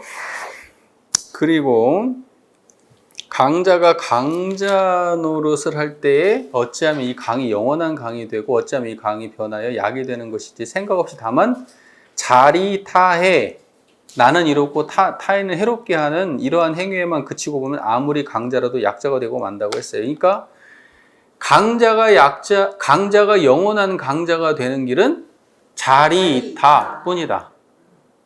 그러니까 뭐냐면 약자는 자리타 할 수가 있어요, 없어요? 약자는 왜 약자예요? 자기가 선택의 폭이 없으니까 약자예요. 할 수가 없어요. 왜? 힘이 없으니까. 근데 자리타법을 쓸 수 있는 거는 오직 강자란 말이에요. 강자가 쓸 수 있어요. 근데 자리타를 쓰지 않고 자리타에 그치게 되면 영원한 강자가 될 수 없다. 이렇게 대동사는 말씀하세요. 그럼 믿어야죠, 뭐. 여러분 그렇게 생각하십니까? 네. 왜? 그러니까는 그런 생각을 해봐요. 뭐, 예를 들면 돈이 많은 사람이 자기의 그 돈을 더 유지하고 더 많이 벌기 위해서 자기의 자본을 활용해가지고 많은 사람들을 착취하는데 그 사람들의 착취 당하는 사람들은 계속 못 살게 돼. 그리고 착취하는 자기만 계속 부자가 돼. 그렇게 되면 나중에 어떻게 되냐면 이거는 그냥 수학적인 그냥 그런 이야기예요. 그럼 그 사람들이 물건을 살 수 있는 능력을 상실하게 되겠죠. 물건을 상실할 수 있는 능력을 상실하면 자기가 팔 수 있는 물건이 없어질 거고 못 팔게 될 거고 그렇게 되면 그 사람들도 뭐 망하게 하겠어요? 하지만 큰 타격을 받게 되겠죠. 꺼도 될 것 같습니다. 네, 이제 끝날 때 다 돼가지고요. 제가 조절이 잘 안 되네. 2, 3도만 낮췄었는데 막 계속 떨어지네요. 약간 좀 오래된 제품이라 이해해 주십시오. 그 무슨 말인지 이해되시잖아요. 네. 또 이제 그거 그렇게 해가지고 그 사람이 뭐 갑자기 뭐 돈 없는 사람이 되겠어요? 그 뭐 부자가 뭐 망해도 3대는 간다는데, 뭐 이제 그렇게 해가지고 갑자기 뭐 거지가 된다 이런 뜻은 아니에요. 하지만 많은 사람들한테 미움을 받는 존재가 되겠죠. 그러니까 존중받지 않고 미움받는 존재로 전락하게 되면은 그 자체도 그 사람의 삶이 강자적 삶이라고 보기는 어렵죠. 돈은 많이 있지만 그 삶이 비참할 수가 있겠죠. 누구에게도 존중받지 못하는 삶을. 그런데 강자들은 그런 거 신경 안 써. 지네들끼리 노니까. 무슨 말인지 아시겠죠? 네네. 공부를 잘하는 사람과 못하는 사람이 있는데 어떤 애가 나 공부 좀 가르쳐줘. 그러면 그걸 가르쳐 주면 이 사람은 자리타가 돼서 영원한 강자가 될 수 있을까요? 아니면 얘가 추월당해가지고 약자가 되려나? 어떻게 생각하세요? 공부를 열심히 가르치는 과정에서 자기도 배우게 되겠죠. 네. 어떤 식으로든 성장합니다. 뒤로 가진 않아요. 네. 그리고 그렇게 누군가에게 도움을 주면 그 사람도 떳떳한 삶을 살게 되고 긍정적 이미지가 남으면 앞으로의 삶도 그렇게 좋아질 확률이 높고 세상에도 유익되고 더 높은 자리에 올라갈 수 있는 인격으로 성장할 수도 있겠죠. 그런데 그때 안 돼. 나 혼자 1등하고 너는 올라오면 안 돼. 이렇게 생각하는 사람은 어떻게 될까요? 길게 보면. 어딘가에서 성공을 했다가 하더라도 어딘가에서 미움받고 인생이 결코 좋지 않을 겁니다. 신법을 그렇게 쓰면. 가정에 문제가 생길 수도 있고요. 친구 간에 문제가 생길 수도 있고요. 나중에 좋은 직장 얻었는데 거기서 문제가 생깁니다. 그래서 절대로 그 사람의 심신작용은 어디 안 가요. 지금 하는 그 행위가 결과적으로 그 사람의 삶에 전반적으로 영향을 미치게 돼 있습니다. 그러니까 우리가 이 대종사님의 이러한 말씀이 이제 뭐 구체적 신뢰에 그렇지 않은 어떤 상황이 있지 않냐 이제 이렇게 해가지고 따지고 들어갈 수도 있겠지만은 우리의 삶의 전반적인 상황을 놓고 보면 확실히 자리타의 삶을 사는 사람은 영원한 강을 유지할 수 있게 될 것이다. 어떤 식으로든지 그 사람의 삶은 계속 긍정적이고 좋은 방향으로 연락하지 안 좋게 꺾이지는 않을 거다. 라는 말씀을 좀 드리고 싶습니다. 그러니까 자리타에는 안 돼요. 자리타에. 지금은 남들이 안 좋고, 그래야만이 밟고 올라서야만이 성공하는 그런 세상으로 지금 애들 키우고 있거든요.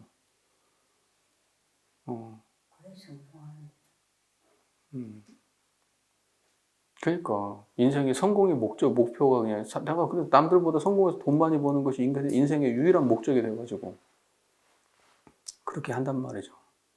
다른 길은 없는 건가? 그런 걸 좀 고민해봤으면 좋겠어요. 모두가 좀 공생공영할 수 있는 다른 길은 없는 건가? 이렇게 그냥 전부 다 그냥 한 가지 목적을 위해서 그냥 올인하고 그냥 그렇게 하고 누군가를 밟고 그냥 친구를 순수하게 못 바라보고 그냥 나의 경쟁 상대로 친구를 바라보는 이제 그런 세상을 우리가 계속 다음 세대한테도 물려줘야 될 건가? 그건 깊이 좀 고민해 봐야 되겠죠. 도대체 어느 정도나 잘 먹고 잘 살아야 행복한 거예요? 참.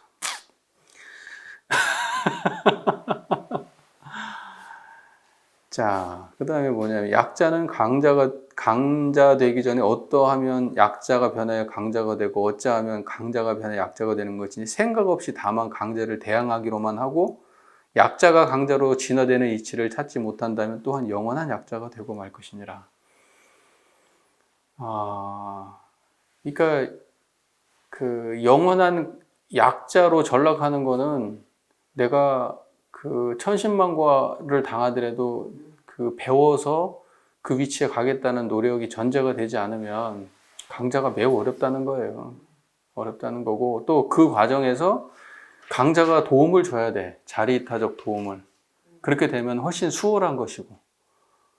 그렇지 않나요? 근데 만약에 강자가 약자를 계속 억압을 하고 너는 그냥 아주 끝끝내 내가 밟아버릴 거야. 너는 절대 못 일어나게 할 거야. 그렇게 해서 그 사람을 억압을 하게 되면 그 중에 그걸 뚫고 일어나가지고 강자가 된 이후에 전쟁이에요. 그 다음부터는 영원히 원수되는 겁니다.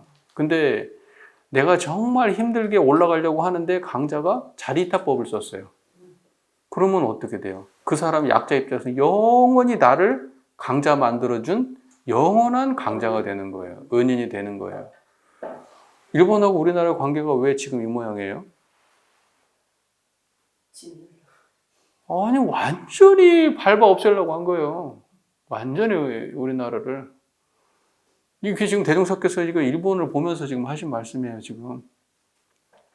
그러니까 일본이라는 나라는 우리나라를 완전히 밟아 없애버리려고 한 거지. 그냥 단물은 다 빨아먹고 문화 자체를 다 없애버리고 모든 문화를 다 아주 쓰레기 취급해버리고 대한민국에 있는 모든 문화를 쓰레기 취급해버리고 이렇게 했던 거죠.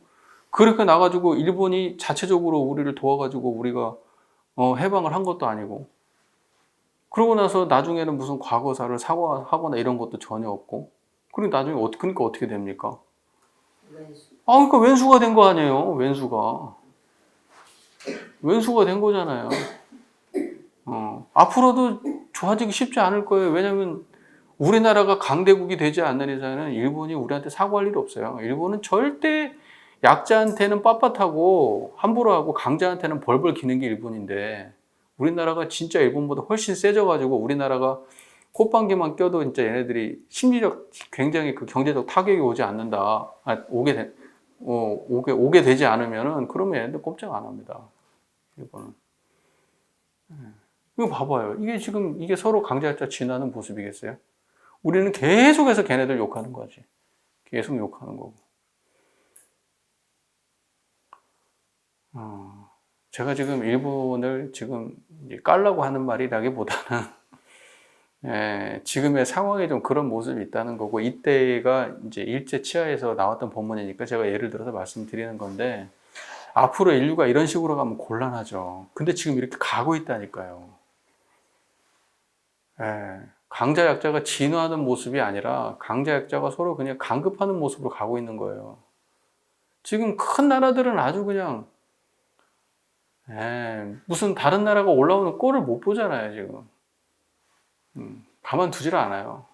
나라들이 그렇게 바라봐요. 그러니까 그 나라에 수많은 대단한 철학자들이 있고 대단한 많은 사람들이 있어도 아까 말씀하신 대로 대통령 되는데 도덕이 무슨 필요가 있어요? 그런 사람들이 전부 다 이제 윗다리에 올라가 있으니까 욕망대로 하는 거지. 그 국민들의 욕망만 따라가지고 하는 거예요. 국민들의 도덕성을 고양시키고 국민들의 도덕성을 따라서 정치도 그렇게 가는 게 아니고 순수하게 그냥 아주 편가르게 하고 그냥 욕망에 그냥 아주 취해가지고 심각한 문제가 있잖아요. 근데 이게 바뀌겠나? 교육이 없는데 안 바뀔걸요? 그러니까 지금 이러한 의식이 있다고 한다 그러면 지금 학창 시절 어렸을 때부터 초등학교 때부터 인성교육을 해야 돼요. 그때부터 들어가서 이거 똑바로 교육을 시켜야 돼요. 이번에 우리 딸내미가 성적표를 중학교 1학년 때 성적표를 받아왔는데 영어는 100점을 맞았어요. 제일로 성적이 안 좋은 게 도덕이야.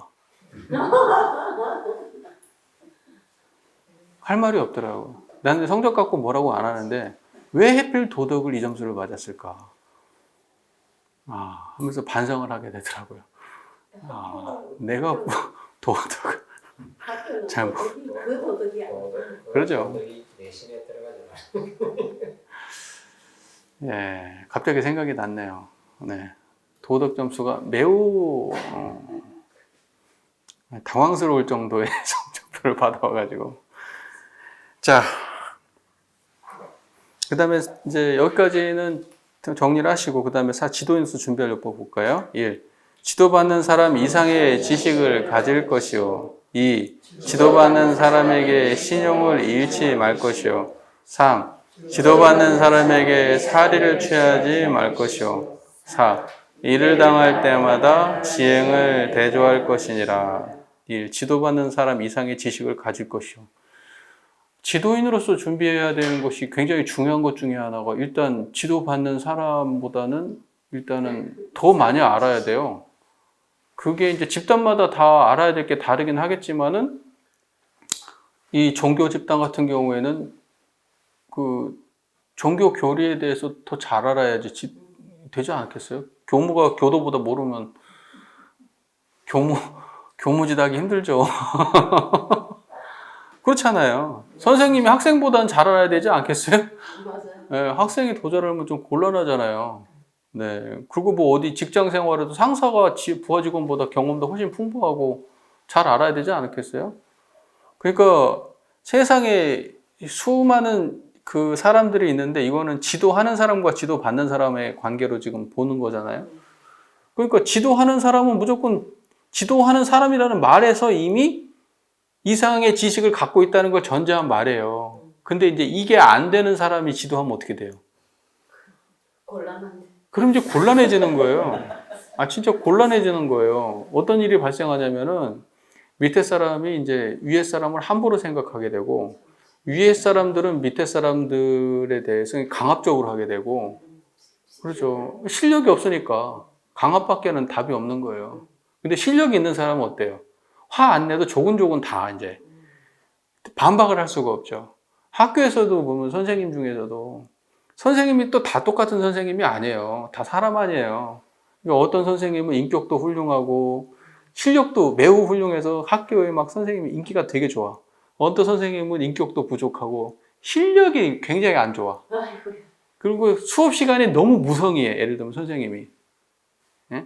그러면은 학생들한테 대놓고는 뭐라고 안 해도 속으로 다 욕해요, 다 욕해. 우리도 학창 시절 겪어봤잖아요. 네. 근데 까다롭고 성격이 약간 괴팍한 것 같은데도 실력이 좋잖아요? 그러면 그게 매력이 돼요. 그 선생님의 그 성격이 매력이 돼. 근데 실력이 아무리 좋아도, 성격이 아무리 좋아도 실력이 없으면, 그러면 속으로는 다 이제 깔보고 무시해요. 근데 개인적으로 밖에서 만나고 밥 먹으면서 대화했으면 그 선생님이 훨씬 좋았을 사람이란 말이에요. 인격적으로는 또 좋은 부분이 많은데도 실력 없으면 무시하는 거예요. 그러니까 그게 어떤 집단이냐에 따라서 하늘과 땅 차이인 거예요. 우리도 학부 시절 거쳤지만은 교수님들 딱 볼 때 딱 봐가지고 첫 번째 수업 딱 들어가지고 벌써 한 2시간 수업 딱 해보면 그냥 결론이 딱 떨어져요. 아, 저분은 상당히 수업이 깊이가 있다. 저분은 이거는 잘못 들었다. 이게 수업 딱 들으면 벌써 딱 첫 번째 수업을 딱 두고 나면 바로 답이 딱 오거든요. 그러면 이제 벌써 마음속에서 가리가 딱 타지는 거예요. 그러니까 그러면 내가 지도 받겠냐고요. 못 받아요. 못 받는 거예요. 이제 우리가 딴 얘기는 하긴 그렇고 가정에서 이제 가족과의 대화에 있어서도 인격이 좀 받쳐줘야 돼요. 네. 이 지도하는 사람, 그러니까 뭐냐면 내가 부모고 자식이면 관계가 일단 내가 지도하는 입장이고 지도받는 입장이잖아요. 그러면 부모님이 인격이 좋아야죠. 그래야지 그게 될 거 아니야. 또 무슨 이야기를 해도 훨씬 더 깊이 있는 생각을 하고 사고가 더 깊이가 있어야 될 거 아니에요. 더 많이 알고. 그래야지 자식한테도 이렇게 얘기를 해주고 자식이 이렇게 얘기하면 그거는 이런 문제가 있으니까 이렇게 하는 게 더 좋다. 이렇게 이야기를 해줄 수 있어야 돼. 그래야지 이제 면이 쓸 거 아니에요. 아버지 입장도. 근데 또 부모 자식 관계는 꼭 그런 것만은 아니에요. 부모 자식 관계는 인격이 더 중요한 것 같아요. 우리가 어머니가 지식이 많아서 존경하나요, 어머니를? 그건 아니잖아요. 부모님의 어떤 그 희생이나 어떤 정말 그죠. 그런 걸 가지고 이제 헌신하고 희생하고 사랑하고 이제 이런 마음으로 부모님을 존경하고 부모님이 뭐 나보다 많이 배워서 존경하고 그런 건 아니잖아요. 이제 부모 관계는 그럴 수 있는데 세상은 그렇지 않더라. 그래서 직장에서 보니까 옛날에 어떤 설문조사에 그런 얘기 나왔어요. 상사가 있는데 능력이 있는데 성격이 개차반인 상사하고 능력은 없는데 성격이 겁나게 좋은 상사가 있는데 둘 중에 누구냐? 근데 압도적으로 능력 없어도 성격은 안 좋아도 능력 있는 상사가 훨씬 낫대요. 많은 사람들이 압도적으로 그쪽을 지지하더라고요. 그게 굉장히 힘든 건가 봐. 능력 없는 상사 만나는 게. 나는 근데 그거 충분히 이해돼요. 충분히 이해됩니다. 여러분들도 사회생활 오래 하셨으니까 다 이해되시죠, 그런 거. 자, 그러니까 지도받는 사람 이상의 지식을 지도인이 가져야 되는 거는 어떻게 보면 되게 기본적인 거다. 이거는 반드시 갖춰야 돼. 기본적인 거다. 근데 두 번째, 지도받는 사람에게 신용을 잃지 말아야 된다고 말씀하셨어요. 그러니까 어때요? 신용 잃지 말다는 거는 기본적으로 어떤 거예요? 약속을 잘 지켜야 돼요. 기본적으로 약속을 지키지 않으면 그건 신용 없는 사람이에요. 뭐 이렇게 여기까지 해주면 여기까지는 내가 도와줄게.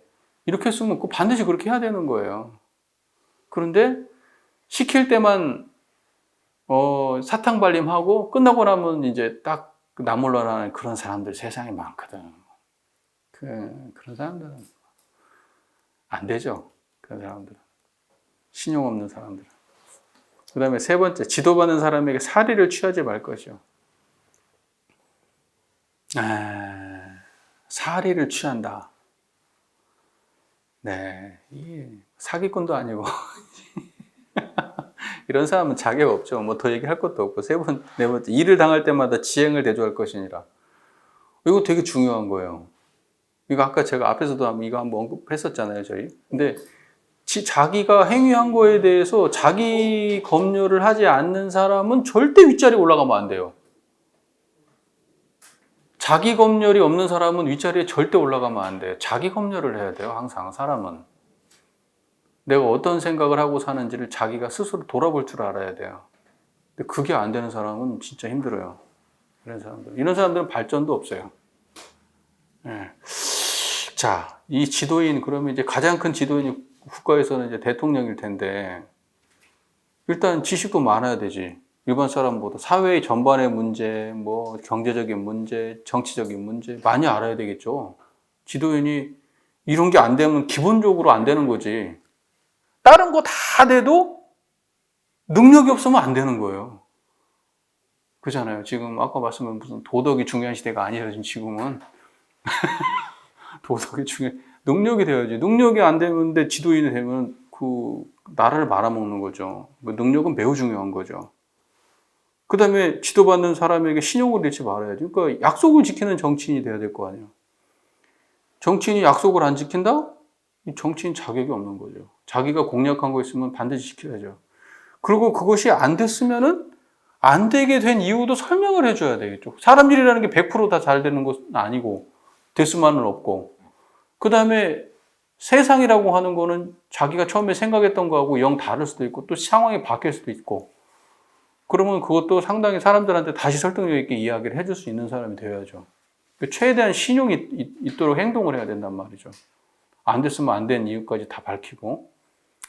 그 다음에 세 번째, 사리를 취하지 말아야지. 어떤 사람들은 이게 국가가 자기 돈벌이 수단이 되는 사람도 있어요.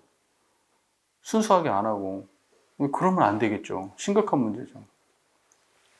그 다음에 일을 당할 때마다 지행을 대조할 것이니라. 한쪽에서는 공격하느라고 정신없고 한쪽에서는 방어하느라고 정신없고 도대체 이런 걸 언제까지 지켜봐야 되는지 모르겠으나 뭐 정치가 그런 거라고 하니까 그냥 그런가 보다 하는데, 기본적으로 우리가 누군가가 내가 이런 걸 했는데 이때 이 사업은 좀 실패한 것 같다, 이때 판단 잘못된 것 같다, 누군가가 그렇게 얘기하면 그거를 정치적 목적으로 잡아가지고 공격하려고 하지 않아야 이런 걸 갖다가 솔직한 사람들이 많이 나오지 않겠어요?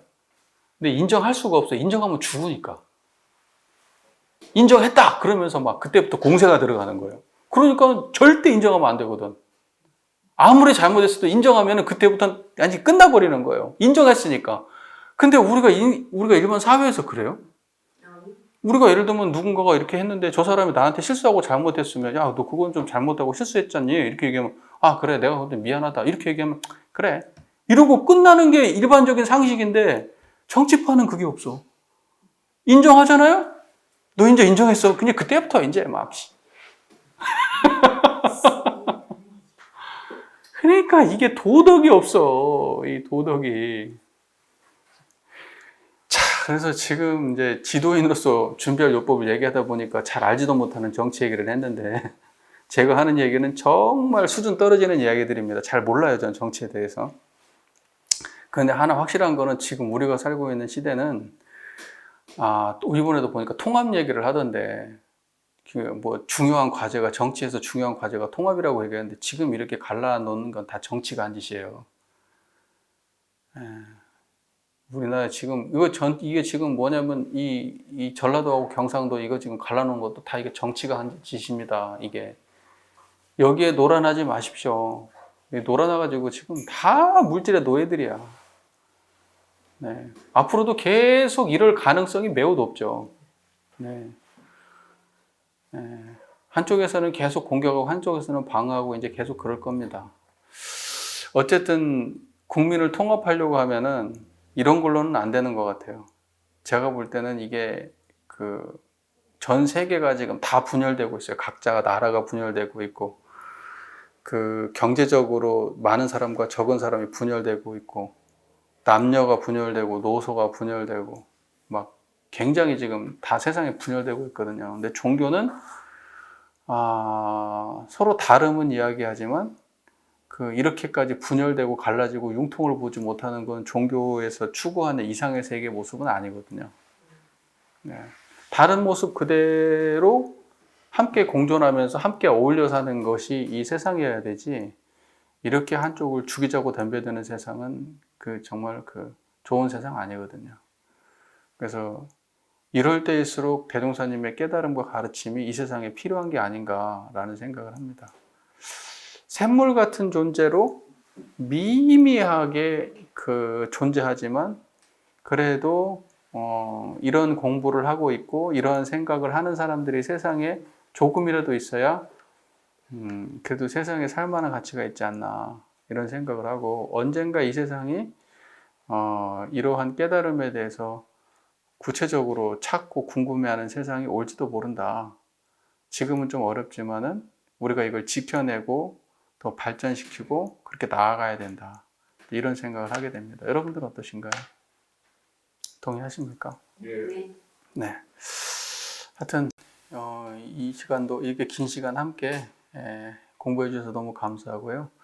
매일매일 그 부처님 청정한 우리 자성불에 의지해서 매일매일 성장하고 진급하는 공부인들 되시기를 염원합니다. 경청해 주셔서 감사합니다.